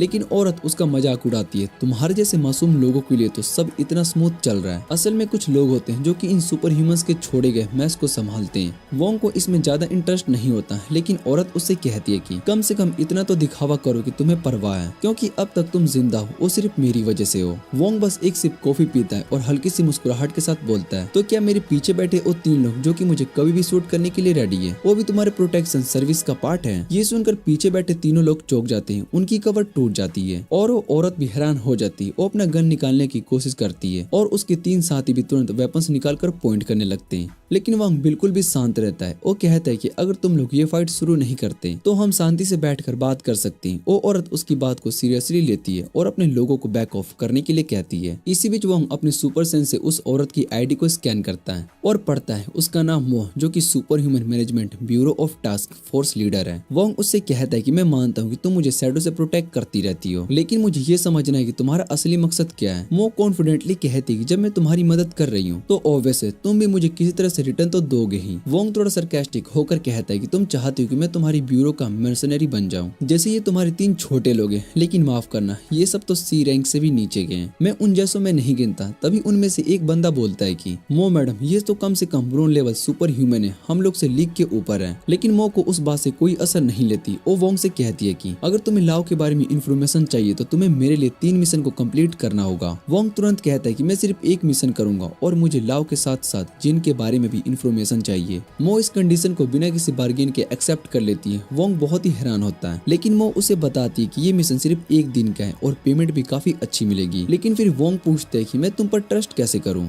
ये सुनकर मो थोड़ा ऑफेंड हो जाती है। वो कहती है कि अभी हम दोनों एक शर्त और तमीज वाली बातचीत की ना, बस वही काफी प्रूफ है कि मैं तुम्हारे साइड हूँ। वो लड़की कैफे से निकलती है और वोंग सोचते है कि क्या सच में उस पर भरोसा कर सकते हैं, लेकिन उसे पता है कि वही उसका एकमात्र सहारा है याओ के बारे में जो की जानकारी पाने का है। वोंग प्लान बनाता है कि उसका इस्तेमाल करके सुपर ह्यूमन मैनेजमेंट ब्यूरो के अंदर घुस जाएगा, जहाँ से वो पूरी इन्फॉर्मेशन ले लेगा। इसी बीच मो अपनी कार में ट्रैफिक सिग्नल पर रुकती है। उसका ड्राइवर उससे पूछते है तुम्हें एक खतरनाक आदमी वोंग के साथ डील क्यों की, ये हमारी कंपनी की पॉलिसी के खिलाफ है। मो मुस्कुराते हुए कहती है बड़े मुनाफे के लिए बड़े रिस्क लेने पड़ते हैं। मैं इतनी एम्बिशियस हूँ कि अपनी जॉब में अटकी नहीं रह सकती। वोंग मेरा टिकट है जिससे मैं ब्यूरो में ऊपर जा सकूंगी। मुझे लगता है कि उसमें पोटेंशियल है, बस हमें उसे अपने फायदे के लिए इस्तेमाल करना है। लेकिन उसे पता नहीं कि वोंग ने अपना क्यूब उसकी कार में छुपा रखा है और वो सब कुछ सुन रहा है जो कि वो कह रही है। वोंग इस बात से नाराज नहीं होता है कि वो उसे मैनिपुलेट कर रही है। वो सोचता है ये सब लोभी लोग इतने आसान है कंट्रोल करने के लिए। तभी ड्राइवर मो से पूछता है तुम सच में वोंग को लव की लोकेशन बताओगी। मो कहते कि मैं उसे सिर्फ डी लेवल की जानकारी दूंगी। वो बेवकूफ है, उसे पता भी नहीं चलेगा कि वो धोखा खाया। ये सुनते ही वोंग गुस्से से बाहर आ जाता है और वो सोचता है कि मो को दिखाता हूँ कि असली बेवकूफी कौन है। अगले दिन वोंग उस जगह पर जाता है जो कि मो ने असेसमेंट के लिए भेजी थी। मिशन पर जाने से पहले वो वहाँ पर एक सुंदर सा महल देखते हैं जो कि जंगल के बीच में, और वहाँ और भी काफी सारे फाइटर्स मौजूद होते हैं असेसमेंट के लिए। वोंग सोचते हैं कि ये सब लोग कौन है और कहाँ से आए हैं। तब एक आदमी माइक लेकर आता है और कहता है कि तुम सब यहाँ पर अपने क्लाइंट के बॉडीगार्ड बनने के लिए बुलाए गए हो। बॉडीगार्ड को हमेशा अलर्ट, रिस्पॉन्सिव और स्ट्रॉन्ग होना पड़ता है, तभी वो अपना काम अच्छी तरह से कर पाते, इसलिए तुम्हें इन क्वालिटीज के लिए टेस्ट किया जाएगा। फिर वो दरवाजा खोलता है जो कि पार्टिसिपेंट्स को एक इन हाउस कैसीनो में लेकर जाता है। सबको 5 चिप्स दी जाती है और होस्ट कहता है कि तुम अपनी मर्जी से कोई भी गेम खेल सकते हो इन चिप्स के साथ। जो 10 चिप्स तक पहुंच जाएगा वो अगले राउंड में क्वालिफाइड करेगा, लेकिन लड़ाई या फिर चोरी माना है। सब लोग तुरंत कार्ड गेम खेलना शुरू कर देते हैं, सोचते हैं कि शायद से यहाँ मशीन फिक्स्ड होगी, लेकिन वो भी हार जाते हैं। फिर एक आदमी वोंग को बिना किसी वजह के लेक्चर देने लगता है। वोंग को ये एडवाइस पसंद नहीं आती, इसलिए वो वहाँ से दूर चला जाता है अपने लिए कोई और गेम ढूंढने के लिए। वो एक औरत को देखते हैं जो कि क्लासिक कोइन कप के नीचे गेम को खेल रही होती है। वोंग सोचते है कि चलो इस बार मैं ट्राई करता हूँ, लेकिन वही वो पहले वाला आदमी उसके पीछे आता है और वो कहता है कि दोस्त, जब कोई आदमी तुमसे दोस्ती करना चाहता है तो भाग जाना ठीक नहीं होता। वोंग को अब समझ में आता है कि वो आदमी बस उसे धोखा देने की कोशिश कर रहा था। जब उसके ट्रिक्स फेल हो गए तो वो आदमी घबरा गया और वोंग को एक गेम के लिए चैलेंज कर दिया। वोंग खुशी खुशी चैलेंज को एक्सेप्ट कर लेता है और अपनी सारी चिप्स लगा देता है, और वो आदमी भी अपनी चिप्स को लगा देता है। गेम मास्टर एक सिक्का कप्स के नीचे छुपाता है और फिर तेजी से कप्स को इधर उधर घुमाने लगता है। धोखेबाज आदमी लेफ्ट कप पर दाव लगाता है, लेकिन वोंग अपनी सुपर सेंस का यूज करके पता लगाता है कि औरत ने सिक्का अपनी राइट हैंड में छुपा कर रखा हुआ है। वो उससे कहता है कि अपना राइट हैंड दिखाए, लेकिन वो औरत काफी स्किलफुल थी। जल्द ही सिक्का अपनी लेफ्ट हैंड में छुपा लेती है। इससे पहले कि और कुछ पता करे वोंग जोर डालता है, दोनों हाथ दिखाए। तब औरत मानती है कि वोंग सही था और उसके पास सच में सिक्का था। और डिक्लेयर करते कि वोंग जीत गया और उसकी चिप्स डबल हो गई है। बाकी पार्टिसिपेंट समझ में नहीं पा रहे थे कि ये सब क्या हो रहा है। धोखेबाज सोचते हैं कि शायद से गेम मास्टर के पास 2 सिक्के हैं, एक कप के नीचे डाला गया होगा, और फिर कोई सीक्रेट डोल खोलकर सिक्का डबल के अंदर गिरा दिया। वो टेबल को ध्यान से चेक करने लगते हैं कि कहीं कोई सीक्रेट कंपार्टमेंट तो नहीं, लेकिन औरत कहती है टेबल रिगेट नहीं है, मेरे पास पूरा वक्त सिर्फ एक सिक्का था। और धोखेबाज कहते हैं कि तुमने अपनी सारी चिप्स हार दी है। वोंग अपनी जीत के साथ घमंड आवाज में वहाँ से चल पड़ता है। कुछ घंटे और टेस्ट के बाद धोखेबाज गुस्से में आ जाता है। 5 पार्टिसिपेंट मिशन के लिए शॉर्ट लिस्ट हो जाते हैं और वोंग उनमें से एक है। जब सब बॉडीगार्ड अपनी जगह पर बैठ जाते हैं, मैनेजर सभी को टेस्ट के पास करने की बधाई देता है और अपने क्लाइंट्स को बुलाता है। मिस्टर पाओ एक मोटा आदमी जिसके दांत एक बक्स बनी जैसे बड़े हैं, कॉन्फिडेंस के साथ रूम में आता है। वो सबको कहता है कि उन्हें इज्जत समझनी चाहिए क्योंकि उन्होंने रात की पार्टी के लिए उसके बॉडीगार्ड बनने का मौका जीता है। वो कहता है कि अच्छा काम करो, अगर मैं इम्प्रेस हुआ तो रिवॉर्ड भी दूंगा अच्छा वाला। फिर वो अपने मैनेजर को बाकी सभी काम संभालने को कहता है और धीरे धीरे रूम से निकल जाता है। मैनेजर सबको बताता है कि पाओ ने ऑलरेडी उनके बैंक अकाउंट में 3 मिलियन यूएन का एडवांस ट्रांसफर कर दिया है और मिशन कंप्लीट होने के बाद बाकी सभी पैसे भी मिलेंगे। वांग अपनी सीट से उछल पड़ता है और मैनेजर से पूछते क्या ये एडवांस अकाउंट सच है। मैनेजर फिर से कंफर्म करता है हाँ 3 मिलियन यूएन और तुम्हारी एजेंट मो ने पैसे रिसीव कर लिए। वोंग को तब समझ में आता है कि उसे मो ने कितना बड़ा धोखा दिया है क्योंकि मो ने कहा था कि जॉब के लिए सिर्फ 50,000 ही मिलेंगे। वो गुस्से में बदुआ देता है लेकिन मैनेजर उसे इग्नोर कर देता है। मैनेजर सभी को तैयार होने के लिए कहता है क्योंकि पार्टी 6 घंटे में शुरू होने वाली है। जल्दी सभी बॉडीगार्ड्स उनके डेस्टिनेशन पर आ जाते हैं और असिस्टेंट उन्हें जरूरी इन्फॉर्मेशन बताते हैं। वो लड़की जो कि वोंग को घुमा रही होती है उससे कहती है कि उनके बॉस का असली मकसद पार्टी में होने वाले अवसर में हिस्सा लेना है। वो एक पुरानी और अजीब सा मास्क चाहता है। वोंग फाइल पढ़ते हुए उसकी बातों को सुन लेता है। तभी उसकी नजर एक अजीब से क्रिस्टल क्यूब की फोटो पर पड़ती है जो कि उसका इंटरेस्ट जगाती है। वो लड़की को वो फोटो दिखाता है और वो कहता है कि इस क्यूब को ओविडियन इंसेंस कहते हैं। ये एविएशन का एक इम्पोर्टेंट आइटम है। वोंग को वो नाम सुनते ही अपना पुराना वो वक्त याद आता है जब एक्सप्लोजन के साथ वो बेहोश होने वाला था। तब क्यूब ने उसे ओविडियन नाम चुपके से बोला था। अब वोंग पूरी तरीके से यकीन कर लेता है कि यही वो क्रिस्टल क्यूब है जिसकी बात उस क्यूब ने की थी। ओशन में उसकी दिलचस्पी और बढ़ जाती है। तभी वोंग के सिर में और तेज दर्द होने लगता है, लेकिन वो असिस्टेंट से कहता है कि कुछ नहीं। वो दोबारा फाइल पढ़ने का नाटक करता है और सोचते कि चलो मो ने उसे धोखा दिया है। लेकिन इस पार्टी में ऐसे बहुत ही सारी चीजें हैं जो कि उसे चाहिए। जल्दी गाड़ी अपनी मंजिल पर पहुंच जाती है और वोंग दूसरे बॉडीगार्ड के साथ एक बड़ा मिशन में घुस जाता है। वहाँ कुछ अमीर लोग शराब पीते हुए और बातें करते हुए नजर आते हैं, लेकिन पूरा माहौल पार्टी के लिए थोड़ा अजीब, अंधेरा और भारी लग रहा होता है। अचानक लाइट्स जल जाती है और पार्टी का होस्ट बताता है कि मजा शुरू होने वाला है। वो तुरंत पहला इवेंट शुरू करता है जिससे वो एक छोटा सा मजेदार गेम खेलता है। वो एक बटन दबाता है और जमीन खुल जाती है। नीचे से एक बड़ा कॉरिडोर निकलता है। वो एक बटन दबाता है और जमीन खुल जाती है। नीचे से एक बहुत ही बड़ा क्रोकोडाइल दिखता है। कुछ मेहमान डर जाते हैं, लेकिन होस्ट उन्हें बताता है कि फिक्र मत करो, उनकी सेफ्टी सबसे इम्पोर्टेंट है। वो जमीन के खुले हिस्से पर खड़ा होता है और कहता है कि ये बुलेट प्रूफ ग्रास है और अगर क्रोकोडाइल इतना ऊपर उछल भी जाए तो वो इन तक नहीं पहुंच सकता। मेहमान थोड़ा रिलैक्स फील करते हैं, लेकिन एक गुरूर से भरा हुआ जवान होस्ट से कहता है कि पार्टी का पेस ज्यादा फास्ट हो रहा है और छोटे गेम्स में शुरू करना चाहिए था। होस्ट मुस्कुराकर कहता है कि ये पार्टी डीडी की सबसे बड़ी पार्टी से भी बहुत ही जबरदस्त होने वाली है, तो हम पर पूरी ताकत लगाएंगे। फिर वो सभी को गेम्स के रूल बताता है। वो क्रोको के गले में लटकी गोल्डन बैल की तरफ इशारा करता है और कहता है कि जो भी इस बैल को जीतेगा वो विनर होगा, लेकिन वो बैल सिर्फ मील वेपन से ही जीती जा सकती है और जब तक कोई बैल नहीं लेता कोई भी पार्टिसिपेंट्स इस केस से बाहर नहीं जा सकता।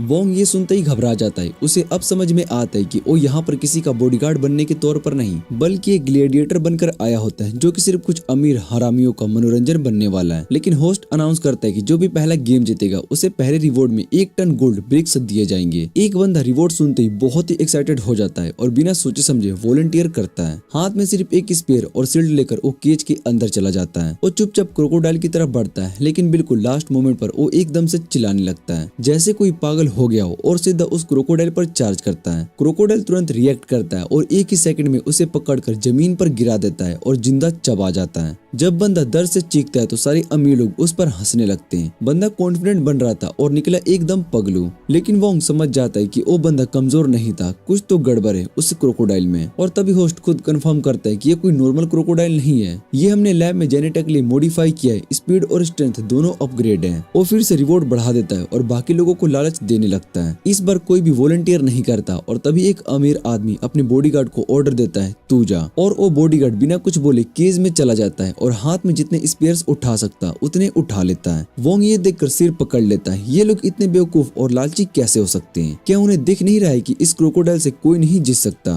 तभी एक और बॉडीगार्ड वोंग से कहता है कि तो कॉन्ट्रैक्ट पड़ा था ना, वहाँ पर क्लियरली ये लिखा था कि अगर कोई वॉलंटियर नहीं करेगा तो किसी को रेंडमली उठाकर भेज दिया जाएगा। वोंग ये सुनते ही शौक में आ जाता है, ये तो अनफेयर है। लेकिन वो बंदा फिर से कहता है कि भाई अगर काम सेफ होता है तो तुझे 3 मिलियन यन एक दिन में मिलते हैं। ये सुनते ही वोंग का दिल टूट जाता है क्योंकि उसे तो सिर्फ 50,000 यन ही मिल रहे हैं। तभी उसकी नजर बैल्कोनी पर टिक जाती है। एक आदमी खड़ा होता है, काफी स्ट्रॉन्ग और हॉस्टिल लग रहा होता है बिना किसी वजह के। वांग उसे घूरने लगता है, लेकिन उसके कॉलीग्स तुरंत बोलते हैं मत देख, ओरूरी कॉमिट्स में वो लोग ऐसे पार्टीज में ऑर्डर मेंटेन करते हैं। वोंग तुरंत नजर हटा देता है और फिर केज के सीन पर नजर डालता है। वहाँ वो बॉडीगार्ड क्रोकोडाइल पर बार बार स्पेयर से अटैक कर रहा होता है। स्पीड का यूज करके वो उसके रेंज से निकलता है और फिर एक हाई ग्राउंड पर फिर से अटैक करता है। लेकिन वोंग तुरंत समझ जाता है ये क्रोकोडाइल अभी तक सीरियसली हट नहीं हुआ है और चाहे ये बंदा कितना भी कॉन्फिडेंट हो, हार पक्की है। तभी वो बॉडीगार्ड एक हाई जंप मारकर क्रोकोडाइल के ऊपर अटैक करता है और एक फाइनल बो देने के लिए जा रहा होता है, लेकिन उस क्रोकोडाइल का टेल एक ही झटके में उसे उड़ा देता है। 1 सेकंड में पूरा बॉडी कुचले हुए मांस में बदल जाता है। सभी गेस्ट ये देखकर बहुत ही डर के मारे कांप जाते हैं और वो अमीर हरामी तो एकदम से बॉडीगार्ड में घुसने की कोशिश करता है। लेकिन होस्ट तो ये बहुत ही खुश होकर देख रहा होता है और वो रिवॉर्ड और ज्यादा बढ़ा देता है। फिर से पूछते कि कोई है जो फाइट करेगा। तभी वोंग की टीम की एक लड़की पेंग के कान में कुछ धीरे से बोलती है और पेंग तुरंत अनाउंस करता है जो भी क्रोकोडाइल को हरा देगा मैं होस्ट के रिवॉर्ड से डबल पैसा दूंगा अपनी जेब से। ये सुनकर काफी फाइटर्स एक्साइटेड हो जाते हैं। एक बंदा अपने मास्टर से परमिशन मांगता है फाइट के लिए और मास्टर उसे परमिशन दे देता है। लेकिन तभी वोंग की टीम का वो बंदा जिसका हेयर स्टाइल चौथी जोजो के कैरेक्टर जैसा लगता है वो भी सामने आ जाता है। अब 2 वॉलंटियर्स आ जाते हैं तो होस्ट अनाउंस करता है कि सिर्फ लास्ट में स्टैंडिंग ही क्रोकोडाइल से लड़ पाएगा। वोंग सोचता है ये क्या बकवास है। तभी वो लड़की उसे समझाती है कि ये दोनों पहले एक दूसरे से लड़ेंगे, जो बचेगा वही क्रोकोडाइल से फाइट करेगा। वोंग कहता है कि ये कितना स्टूपिड गेम है, जो जीतेगा उसके पास तो एनर्जी ही नहीं बचेगी क्रोकोडाइल से लड़ने के लिए। लेकिन बाकी लोग कहते हैं कि तुम हमारे टीममेट गोल्ड पॉइजन को अंडर एस्टिमेट कर रहा है। जैसे ही वो दोनों फाइटर्स ग्लास सेलिंग पर चढ़ते हैं, दूसरे वाले बंदे का बॉस उसे प्रॉमिस करता है जीत गया तो प्रमोशन भी मिलेगा और छुट्टी भी। वो बंदा खुशी के मारे पीछे से मुड़ जाता है और उसी मोमेंट में गोल्ड पॉइजन उसके कंधे पर काट लेता है और उसका सारा लाइफ फोर्स चूस लेता है। इसी से अपनी पावर को टेम्परेरी बूस्ट कर लेता है। वो बंदा तुरंत जमीन पर गिर जाता है एक सूखी हुई लाश की जैसे और होस्ट पॉइजन को अलाउ कर देता है। अब तो क्रोकोडाइल से लड़ सकता है। गोल्ड पॉइजन बिना किसी वेपन उठाए केज में चला जाता है। होस्ट पूछता है कि तू श्योर है ऐसे नंगे हाथों से।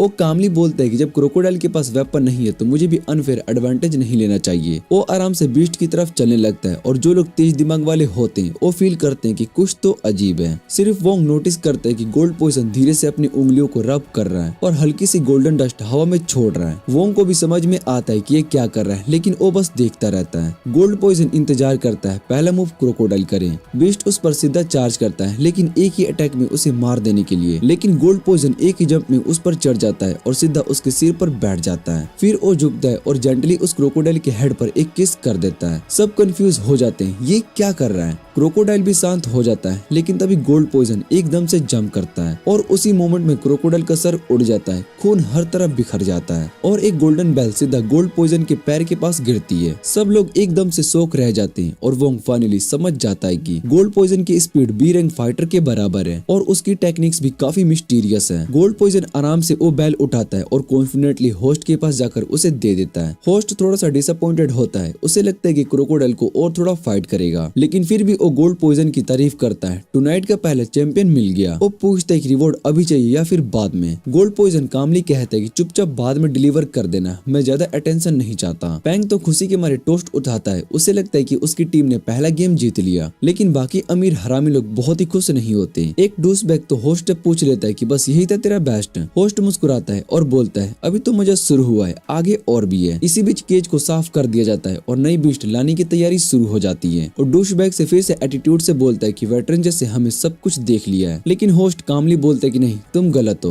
तभी वो अगला बीस्ट ऊपर आने लगता है। वोंग के रोगों में थोड़ी सी दौड़ जाती है, उसे महसूस होता है कि ये कुछ नेचुरल नहीं है, कुछ तो डेंजरस है और होस्ट तुरंत उसकी डिस्क्रिप्शन शुरू कर देता है। वो प्राउडली अनाउंस करता है कि हमारी कंपनी ने कैट्स की विल्ड नेचर और बियर्स की पावरफुल को कंबाइन किया है एक अल्टीमेट हंटर बनने के लिए। जब वो बीस्ट सामने आता है होस्ट उसे इंट्रोड्यूस करवाता है, ये है टाउ हमारा मास्टरपीस। सभी गेस्ट मोस्टर को देखकर कांप जाते हैं और वैंग भी सोचता है कि किस पागल साइंटिस्ट ने ये सब बनाया होगा। होस्ट प्राउडली बोलता है कि ताहू किसी भी क्रिएचर से ज्यादा स्ट्रॉन्ग है और सबसे खतरनाक बात ये इतना क्रूअल है कि जिंदा चीजों को भी फाड़ना और चीरना पसंद करता है। तभी ताहू उन्हीं लोगों को खा जाता है जो कि उसे केस से निकाल रहे थे और होस्ट अनाउंस करता है कि कोई है जो कि इसे लड़ना चाहेगा। रूम में एकदम से साइलेंस छा जाता है, लेकिन वोंग अनईजी फील करता है क्योंकि उसकी इंस्टिंक्ट्स कह रही होती कि यहाँ किसी बंदे का इरादा कुछ और है, ये बीस्ट से भी ज्यादा और डेंजर है और किसी और को ये बात समझ में नहीं आई है। तभी एक और गेस्ट अपने फाइटर को केज में भेजता है। फाइटर अंदर जाकर अपनी तलवार को निकालता है, लेकिन उसे कुछ समझ में आता उससे पहले बीस्ट एकदम से जंप करता है और उस फाइटर को इग्नोर करके सीधा बुलेट प्रूफ गिलास पर अटैक करता है। रूम में अफरा तफरी मच जाती है, गेस्ट चिल्लाने लगते हैं ये बीस्ट गिलास तो तोड़ देगा, हमें मार देगा। सब लोग भागने लगते हैं और होस्ट उन्हें समझाता है कि सब कुछ कंट्रोल में, पैनिक मत करो। गिलास के पीछे खड़ा होस्ट सबको कॉन्फिडेंटली बताता है कि रिलैक्स गाइस, ये गिलास काफी स्ट्रॉन्ग है, ये मोस्टर कुछ भी नहीं कर सकता। लेकिन जैसे ये लाइन कहता है मोस्टर एक जोर का अटैक करता है और गिलास पर एक बड़ी सी क्रैक पड़ जाती है। होस्ट के चेहरे का कॉन्फिडेंस तुरंत हवा हो जाता है। दूसरी तरफ फाइटर का ईगो हर्ट हो जाता है, उसे लगता है कि ये मोस्टर उसे इग्नोर क्यों कर रहा है, मैं यहाँ पर खड़ा हूँ और तू मुझे देख ही नहीं रहा है। गुस्से में वो आकर वो मोस्टर के पीछे से अटैक करता है, लेकिन मोस्टर कोई नॉर्मल क्रिएचर नहीं था, एक सेकंड में डिसअपियर होता है और अगली पल में फाइटर के पीछे आ जाता है। एक ही स्ट्राइक में उसे गिरा देता है बिल्कुल बिना एफर्ट के। फिर मोस्टर उसका तलवार उठाता है और उसी तलवार से गिलास सेलिंग पर वार करना शुरू कर देता है। हर एक हिट के साथ क्रैक और भी ज्यादा बढ़ी जा रही होती है। होस्ट का डर अब उसकी आंखों में क्लियरली दिखाई दे रहा होता है। वो चिल्लाता है सिक्योरिटी रेनफोर्स करो,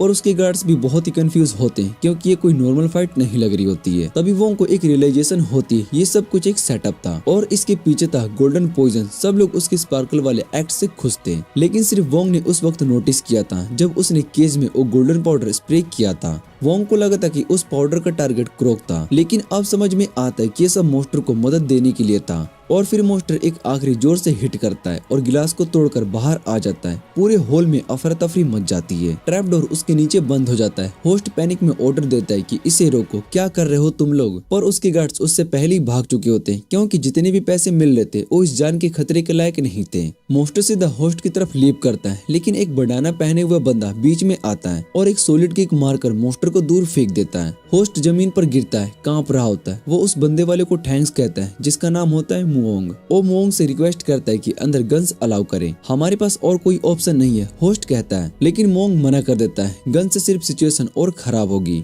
बाकी कुछ गेस्ट अभी भी जो हॉल में बैठे हुए उनके चेहरे पर डर क्लियरली दिखाई दे रहा होता है। कुछ लोग तो लिटरली रो रहे होते हैं, पर वोंग के दिमाग में कुछ और ही चल रहा होता है। उसे लगता है कि ये परफेक्ट चांस है उस डोज बग को टारगेट करने का क्योंकि लाव से वो कनेक्टेड है। वोंग धीरे धीरे उसकी तरफ बढ़ता है, लेकिन तभी ऑर्डर मेंटेनिंग ऑर्गेनाइजेशन फाइटर वहां पर आ जाते हैं। एक उनमें से वोंग को रोकता है। वो कामली कहते हैं कि सब शांति बनाए रखें, मॉन्स्टर से हम निपट लेंगे। वोंग बस क्वाइटली एग्री करता है और वहां से वॉक अवे करके चला जाता है। अंदर से कुछ और प्लान कर रहा होता है और तभी सबसे साइलेंट बंदा जो कि अभी तक ब्लाइंड फोल्ड में क्वाइटली खड़ा था एक ही पंच में मॉन्स्टर के स्कल को क्रश कर देता है। सब लोग शोक में देखते रह जाते हैं। उसका पार्टनर कामली अनाउंस करता है सब ठीक है अब। सब लोग पार्टी कंटिन्यू करते हैं विदाउट एनी टेंशन। मॉन्स्टर की इजीली मर जाने के बाद वोंग थोड़ा कंफ्यूज हो जाता है। उसे लगता था कि जिसने भी ये सब प्लान किया था वो इतना बेसिक प्लान तो नहीं बनाएगा, ये तो बहुत ही ज्यादा वीक था, ये तो सिर्फ एक डिस्ट्रैक्शन लग रहा था। और तभी उसे रियलाइज होता है कि उसकी टीम का एक मेंबर मिसिंग है। वो शोक में सोचता है कि नो, असली प्लान तो कुछ और ही है और वो मिसिंग मेंबर कोई और नहीं बल्कि वो लड़की थी जिसके पास एक स्वॉर्ड होती है। वो तभी सिक्योरिटी गार्ड के पेट्रोल टीम से चुपके से अटैक कर रही होती है। एक ही गार्ड को साइलेंटली गिराती है बिना किसी आवाज के।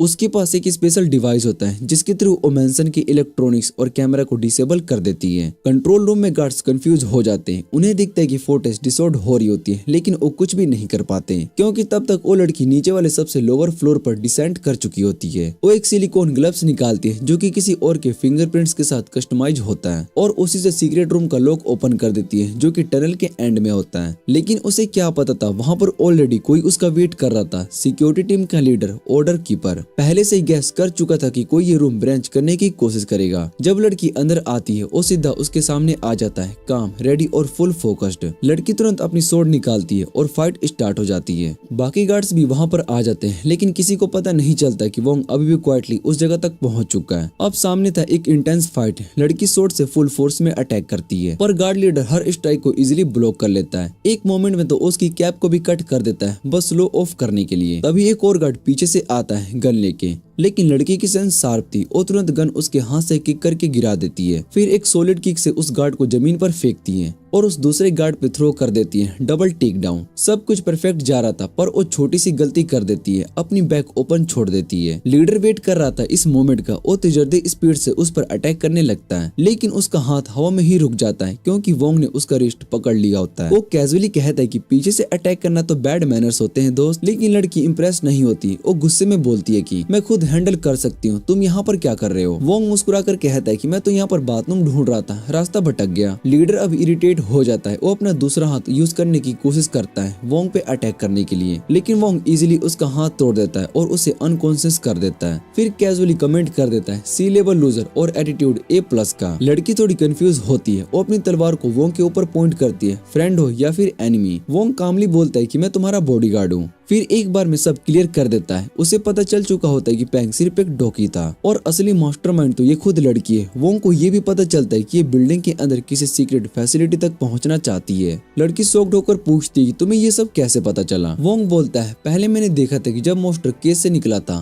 पैंग उसके सामने खड़ा था। मुझे नहीं लगा कि बॉस खुद खतरा लेने को खड़ा होगा जबकि उसके पास बॉडीगार्ड्स हैं। तब समझ में आया कि जो प्रोटेक्शन चाहिए वो एक्चुअली उसके लिए नहीं था। लड़की थोड़ी टेंशन में कहती कि अब बात करना बेकार है, गार्ड्स ने पीस कीपर को अलर्ट कर दिया होगा, वो बस 2 मिनट में यहाँ पर पहुँच जाएंगे। वोंग सोचता है कि 2 मिनट तो मिशन कंप्लीट करने के लिए काफी है और बिना टाइम वेस्ट किए वो सीधा ट्रेजर वॉलेट में घुस जाता है। लड़की थोड़ी हेजिटेट है पर वो पीछे पीछे चली जाती है। वॉलेट में जाकर दोनों को एकदम खाली जगह मिलती है। लड़की कहती है कि होस्ट ने ट्रेजर ऐसी जगह पर छुपा रखा होगा जहाँ पर हम कभी पहुँच ही नहीं सकते, पर वोंग कॉन्फिडेंट है मैं तो ट्रेजर ढूंढ लूंगा। फिर लड़की से एक कंडीशन रखता है, बस ये बताओ कि कैसे इस रूम से जिंदा निकलना है। तभी वोंग को डेंजर का एहसास होता है। वो लड़की को जल्दी से डोर अवे से बाहर ले जाता है। बाहर गार्ड लोग शूटिंग शुरू कर देते हैं। उनके साथ 3 पीस कीपर भी होते हैं। विप वाली मम्मी वांग और लड़की को बोलती है कि बाहर आओ वरना तुम दोनों को नुकसान हो सकता है। मम्मी एक फ्लैश बैंग फेंकने वाली होती है पर वोंग एंटीसिपेट कर लेता है। अपने स्पेस रूम से बेसबॉल बैट निकालता है और फ्लैश बैंग को वापस उनकी तरफ मार देता है। गार्ड्स ब्लाइंड हो जाते हैं। वोंग और लड़की भागकर दूर निकलने की कोशिश करते हैं पर पीस कीपर फिर से उन्हें कॉर्नर कर लेते हैं और विप वाली मम्मी लड़की बिजी रखती है। वैंग को ब्लाइंड फोल्डेड वन पंच मैन का सामना करना पड़ता है और दूसरा बंदा बेल्डी वोंग को वॉल से टकरा देता है। वोंग थोड़ी देर के लिए रुक जाता है। तब बेल्डी पीछे से मुंह पर अटैक कर देता है। वो घूमने का टाइम भी नहीं पाती और बिल्डी उसे पंच मारकर वॉल से टकरा देता है। मोमी आती है और कहती है कि तुम्हारा मिशन अब खत्म हुआ, पर वोंग तुरंत कहते हैं कि 3 बी रैंक फाइटर्स मिलके मुझ पर अटैक कर रहे हैं, ये तो बहुत ही अनफेयर है। विप वाली मोमी को ये सब की परवाह नहीं होती है और वो वोंग को खत्म करने के लिए रेडी हो जाती है। तब वैंग एक ग्रेनेड को जमीन पर फेंकता है जो कि दिखने में असली लगता है। मोमी रिफ्लेक्स से अपना फेस कवर करती है पर जब कुछ भी नहीं होता तो समझ जाती है कि ग्रेनेड फेक था। लेकिन बस यही थोड़ा सा वक्त था। वैंग और मोमो को बचाने के लिए काफी होता है। वो पीस कीपर से बचकर एक सिक्योरिटी गेट के पीछे छिप जाते हैं। गेट बंद होने के बाद दोनों एक स्टोर रूम तक पहुंच जाते हैं जहां पर वो सेंस कर लेते हैं और थोड़ा रेस्ट कर लेते हैं। वोंग कहता है हमें जल्दी से कोई प्लान बनाना पड़ेगा, इन कीपर्स को कैसे हराना है। वो मोमो से पूछते तुम ठीक हो, बल्डी का पंच काफी हार्ड था। मोमो कहती है हाँ मैं ठीक हूँ, पर वो वोंग से पूछती है कि अगर तुम अकेले होते तो क्या तुम यहाँ से बचकर भाग पाते।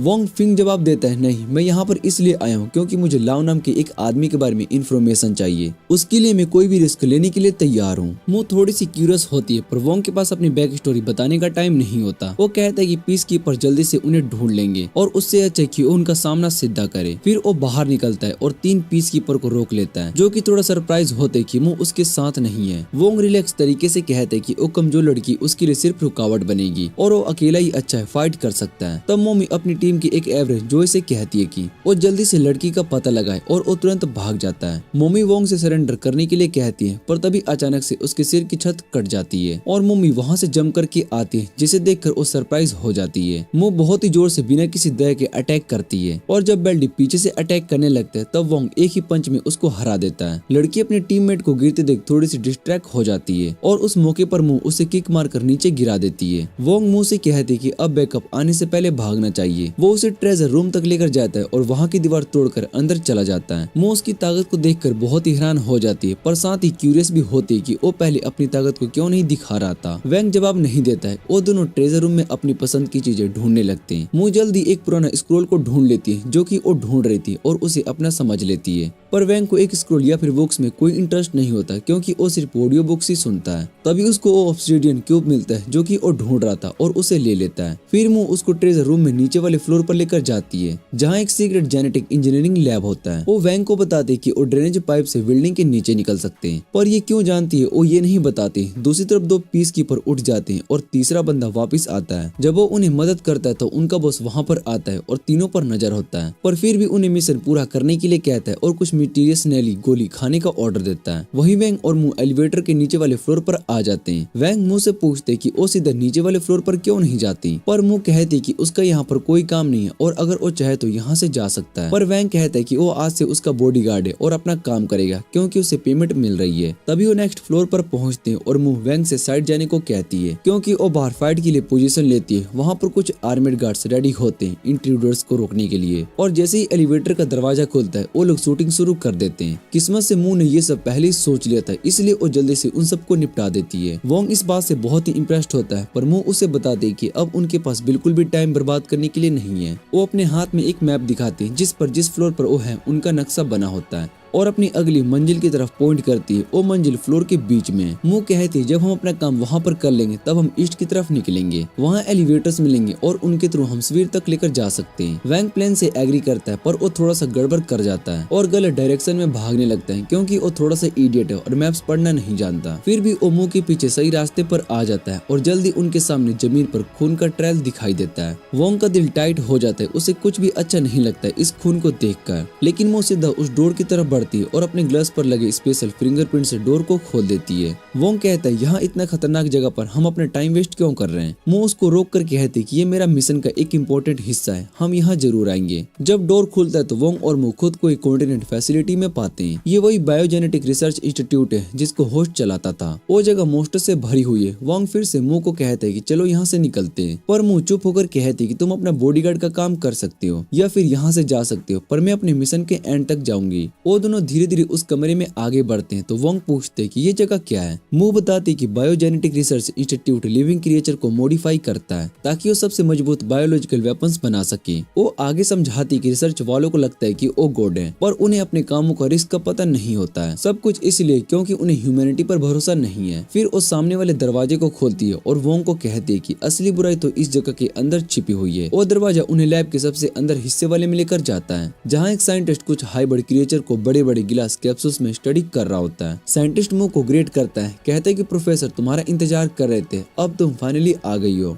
वोंग थोड़ा हैरान हो जाता है कि वो औरत कितनी रिलैक्स्ड लगती है। साइंटिस्ट उन्हें कहता है कि थोड़ी देर रुक जाओ, मैं प्रोफेसर को बुला कर लेकर आती हूँ। थोड़ी देर बाद एक बूढ़ा आदमी आता है जो मुंह को जानता है। वो पूछता है तुम्हारा साथी कहाँ पर है। मुंह सीधा कहती है कि फालतू की बातें मत करो, मेडिसिन कहाँ है जो तुमने प्रोमिस की थी। बूढ़ा आदमी हंसकर कहता है कि मैं तुम्हें दवा दूंगा अगर तुम मुझे वो ट्रेजर दोगे जो कि मैं वॉलेट से लेकर आई हो तुम। वोंग को समझ में नहीं आता है कि ये क्या डील है। प्रोफेसर समझाता है कि मैं और मुंह एक डील में एक दूसरे की मदद कर रहे हैं। मुंह कहती है कि मैं तुम्हें ट्रेजर दूंगी पर तुम्हें पहले प्रूफ करना पड़ेगा कि तुम्हारी दवा सच में काम करती है। बूढ़ा आदमी मुंह को बताता है कि जो ऑर्डर कीपर्स अभी आई थी जिनमें बहुत ही थकावट दिख रही थी वो कुछ खास नहीं थे, बस थोड़ी देर पहले वो नॉर्मल थे और उनकी औकात उसकी रिसर्च की वजह से बढ़ी है जो कि प्रोफेसर ने की थी। प्रोफेसर कहता है कि मैंने अलग अलग जीवों का डीएनए मिलाकर 95 सक्सेस रेट को हासिल किया था, पर होस्ट ने मुझे रोक दिया अपनी रिसर्च को क्योंकि वो मिलिट्री के लिए बायोलॉजिकल वेपन्स बनाना चाहता था। लेकिन बूढ़ा आदमी खुश नहीं होता इस बात से। उसका मानना होता है कि ह्यूमन एक्सपेरिमेंट्स बायोटेक्नोलॉजी का सबसे बड़ा लेवल है। वांग को ये सुनकर गुस्सा आता है इंसानों पर एक्सपेरिमेंट्स, पर प्रोफेसर को इस बात से कोई परवाह नहीं होती।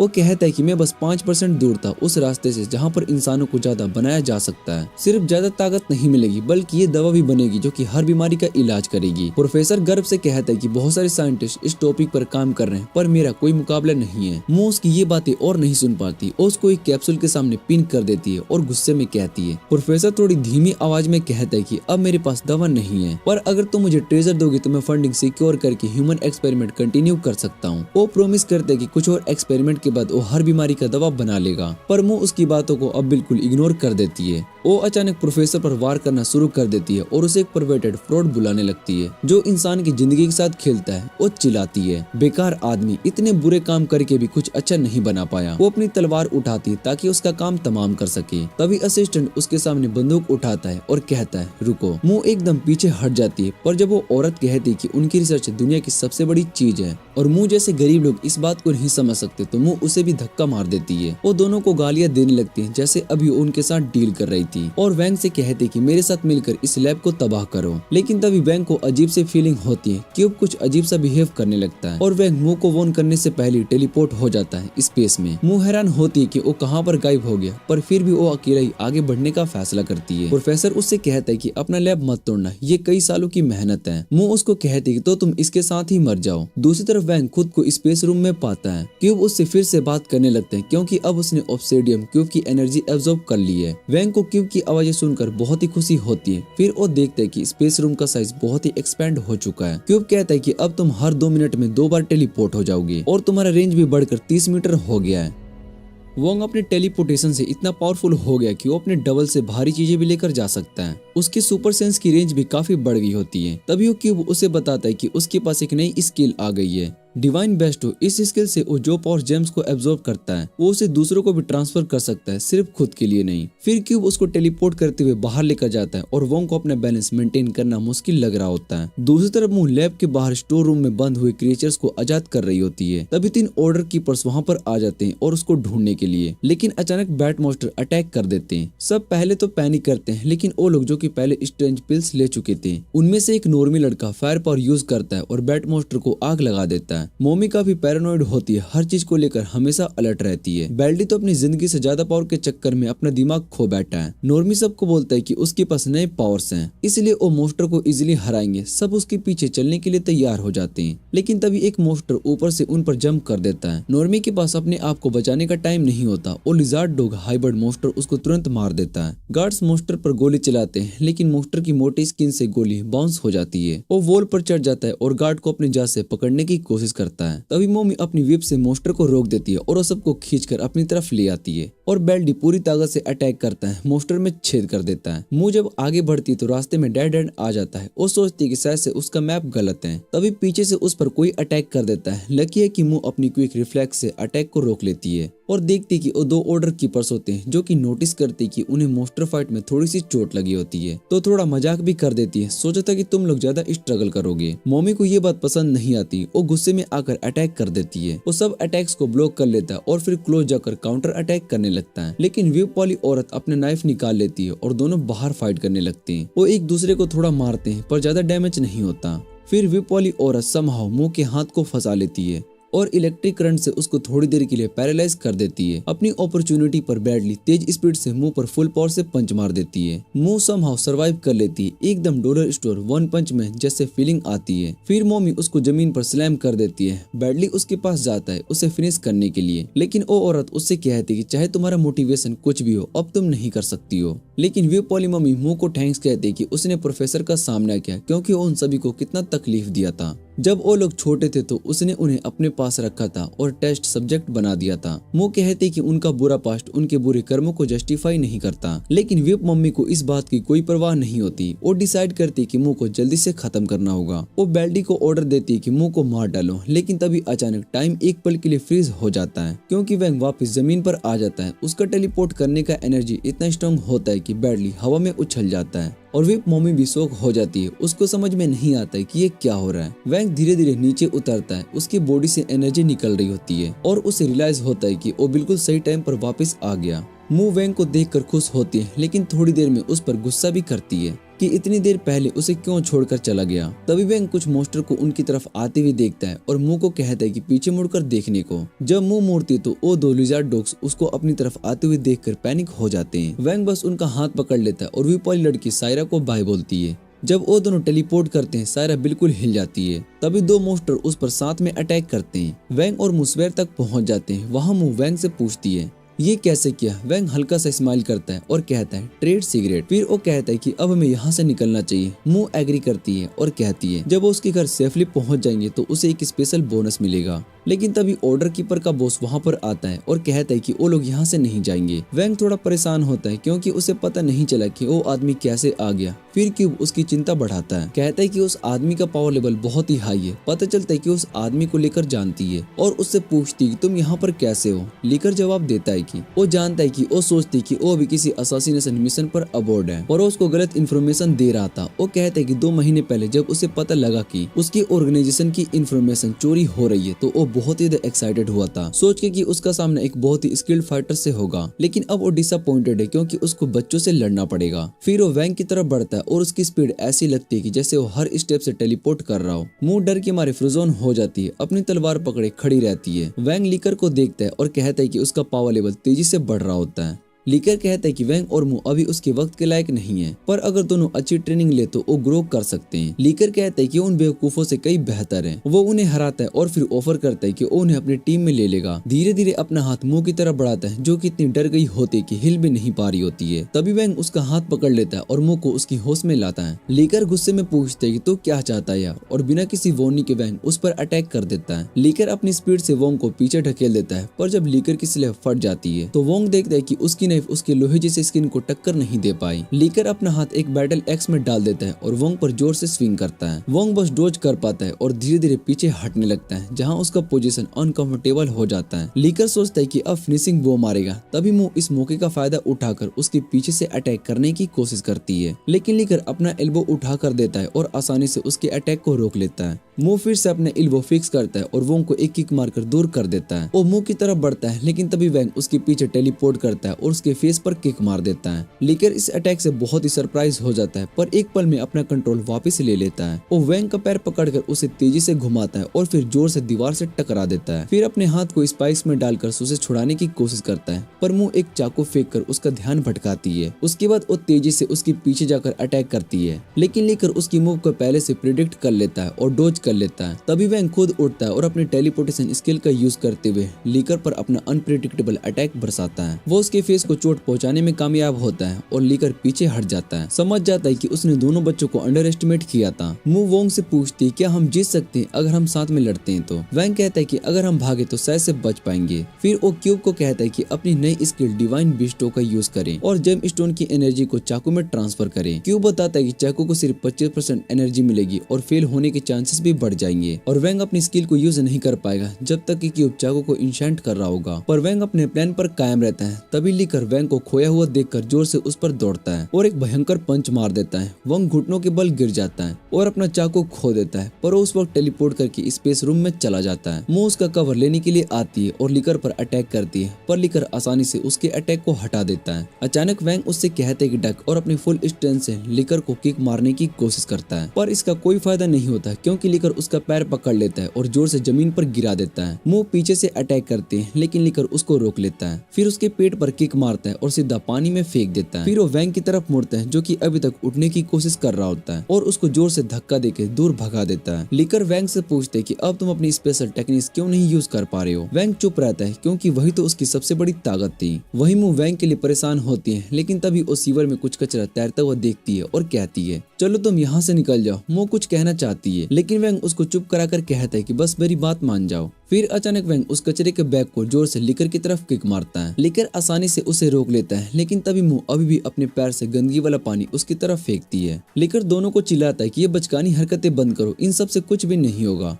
तब वैंग एक छोटा सा पत्थर उठाता है और उसको लीकर की तरफ फेंकता है। लीकर उसे पकड़ लेता है, लेकिन वो पत्थर एक बॉम्ब निकलता है जो कि उसके हाथ में ही फट जाता है। इस मौके का फायदा उठाते हुए मू और वैंग भाग निकलते हैं, लेकिन बॉम्ब ब्लास्ट में लीकर को सिर्फ अपनी शर्ट को ही खो देनी पड़ती है। वो जल्दी से उनके पीछे जाता है और जब मू उसको पीछे से अटैक करती है तब भी उसकी तलवार को अपने हाथों से पकड़ लेता है और उसकी गर्दन दबाकर दबाव बनाता है और जोर से उसको दीवार से टकरा देता है। जब मू बेहोश हो जाती है तब वैंग उठता है और लड़ाई कंटिन्यू करता है। वो लीकर पर अटैक करता है, लेकिन लीकर उसका पंच आसानी से पकड़ लेता है और अपनी पूरी ताकत से एक जोर का मुक्का मारता है, जिससे कि वैंग खून खाता हुआ खांसी करता है। वैंग घुटनों के बल गिर जाता है, पर हिम्मत नहीं हारता, दोबारा से पंच करने की कोशिश करता है। लीकर अपने पत्थर जैसे ऐप से उस मौके को रोक लेता है, जो कि वोंग को और भी गुस्सा दिलाता है। फिर वो वोंग को जोर से दीवार की तरफ धक्का देता है और उसके पास जाकर धमकी भरी नजरों से कहता है कि अब मैं तुम्हें टॉर्चर करूंगा। वोंग अपनी क्यूब से पूछते है कि नाइफ को जेम स्टोन की एनर्जी से इंशेंट होने में कितना टाइम लगेगा। क्यूब कहता है थोड़ा ज्यादा टाइम, 1 मिनट से भी ऊपर लगेगा। वैंग सोचता है शायद से मैं इतना टाइम सर्वाइव कर पाऊँ। क्यूब एग्री करता है तुम्हें काफी फ्रैक्चर है और खून भी बहुत ही खो दिया, तुरंत ट्रीटमेंट की जरूरत है। तभी लीकर उसके पास आता है, उसकी गर्दन पकड़ लेता है और हाथों को लोहे जैसा कर देता है ताकि ग्रिप और भी टाइट हो जाए। वो मजाक में कहता है कि इतनी हिम्मत क्यों कर रहा है, पैसा चाहिए, मुंह चाहिए या बस कुछ पॉइंट्स कमाकर हीरो बनना चाहता है। फिर लीकर अपना दूसरा हाथ एक्स में बदल लेता है और वैंग से पूछता है कि कौन सा हिस्सा तुम्हारा सबसे कम मिस होगा, क्योंकि मैं वही काट दूंगा।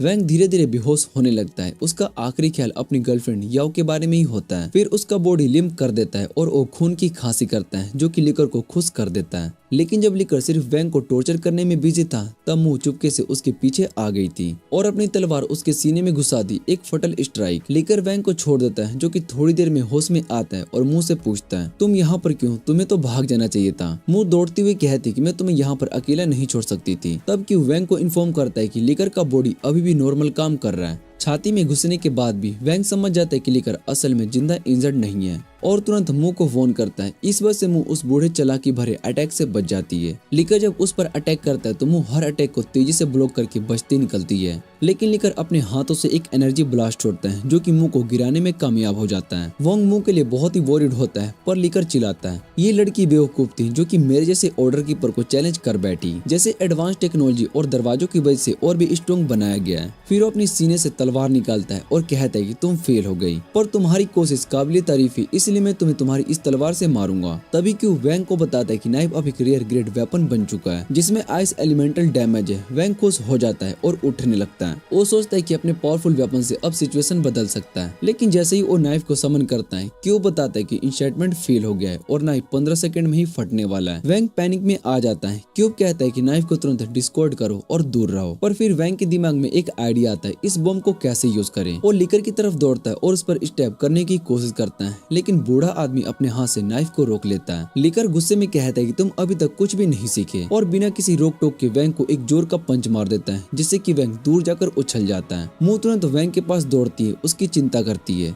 लिकर अपनी बकवास जारी रखता है दोनों कितने बेवकूफ हैं। फिर वो नाइफ अपने हाथ से निकालता है और उसी वक्त नाइफ फट जाता है। उस एक्सप्लोजन के साथ आसपास का सब कुछ आइस में जम जाता है। वैंग देखता है कि लिकर आइस की जेल में बंद है। वो खुश होता है, सोचता है कि अब जीत उनकी, लेकिन तब आइस में से दरार आने लगती है, स्टीम निकलने लगती है। क्यू वैंग को बताता है कि लिकर का पावर लेवल 500 क्रॉस कर गया और वो अभी और बढ़ता जा रहा है। वैंग समझ जाता है कि अगर लिकर आइस की जेल से बाहर आ गया तो सब कुछ खत्म हो जाएगा। वो तुरंत मुंह से कहता है कि भागो। जैसे ही वो दोनों भागते हैं सीवर का स्ट्रक्चर लिकर की तेज पावर की वजह से गिरने लगता है। जल्दी वो दोनों ड्रेनेज आउटलेट तक पहुंच जाते हैं। वैंग मुंह से कहता है कि तुम पहले भाग जा। मुंह मना कर देती है, मैं तुझे यहाँ पर अकेला नहीं छोड़ सकती, मुझे किसी का इतना बड़ा फेवर देना पसंद नहीं। लेकिन वैंग उसे यकीन दिलाता है कि मैं अपने दम पर बच पाऊंगा। तभी लिकर आइस की जेल को तोड़कर निकलता है। पूरा बॉडी स्टील जैसा हो गया उसका, और वो जोर से चिल्लाता है कि तुम दोनों इस जगह से जिंदा नहीं जाओगे। वैंग मुंह को एक जोर से धक्का देता है एज के नीचे की तरफ से ताकि वो बच जाए। फिर अपनी तरफ मुड़कर लिकर का सामना करता है जो कि एक ट्रक की तरफ उसकी तरफ भाग रहा होता है। वैंग पूरी हिम्मत से खड़ा होता है, कॉन्फिडेंट अभी भी है उसके जीतने के चांस है। लिकर का पावर लेवल 600 क्रॉस हो चुका होता है। वो वॉल से टकराता है, पूरा सीवर तोड़ देता है। लकी है कि उसने वोंग को नहीं मारा जो लिकर को और ज्यादा गुस्से में डाल देता है। अल्टीमेटली अपना सबसे बड़ा टेक्निक वेस्ट करने का गुस्सा। वो जोर से चिल्लाता है अगली बार जब वैंग या फिर मुंह मुझे दिखेंगे तो मैं उन्हें मार कर ही छोड़ूंगा। इस सब के बीच मुंह सीवर में तैरते हुए एग्जिट की तरफ जा रही होती है। वो उम्मीद करती कि वैंग सेफ होगा, पर असली बात तो ये होती कि वैंग ने मुंह के बैग पर छिपकर क्यूब को छुपा लिया था और उनमें टेलीपोर्ट कर लिया था। अब वो इतना थक चुका होता है कि क्यूब के अंदर से बाहर आने या फिर कुछ करने की हिम्मत नहीं है और सो जाता है, सोचकर कि आराम करने से थोड़ा बेहतर महसूस होगा। रेस्ट के बाद वो थोड़ा सा थक जाता है और कुछ दिन के बाद स्कूल जाने लायक फिट हो जाता है। वो बार बार पार्टी में वह सब कुछ सोचता है और ये समझने की कोशिश करता है कि सुपर ह्यूमन दुनिया कितनी ज्यादा खतरनाक है जितना कि उसने सोचा भी नहीं था।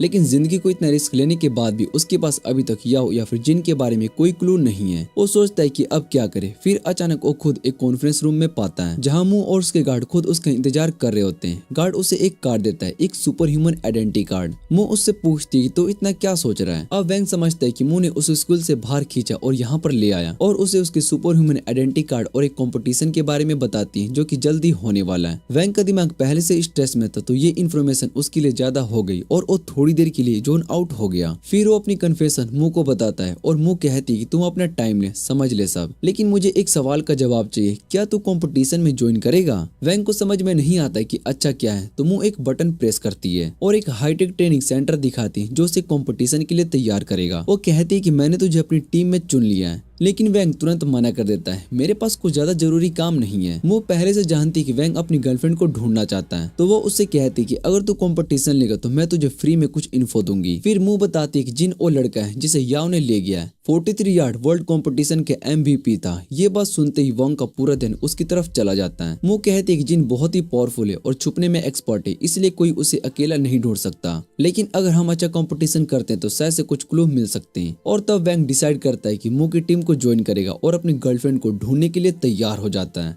इसी के साथ ये एनिमे का सीजन यहीं पर एंड हो जाता है। अगर आपको ये वीडियो अच्छी लगे तो वीडियो को लाइक करके चैनल को सब्सक्राइब जरूर कर लेना। तो मिलते हैं अगली वीडियो में।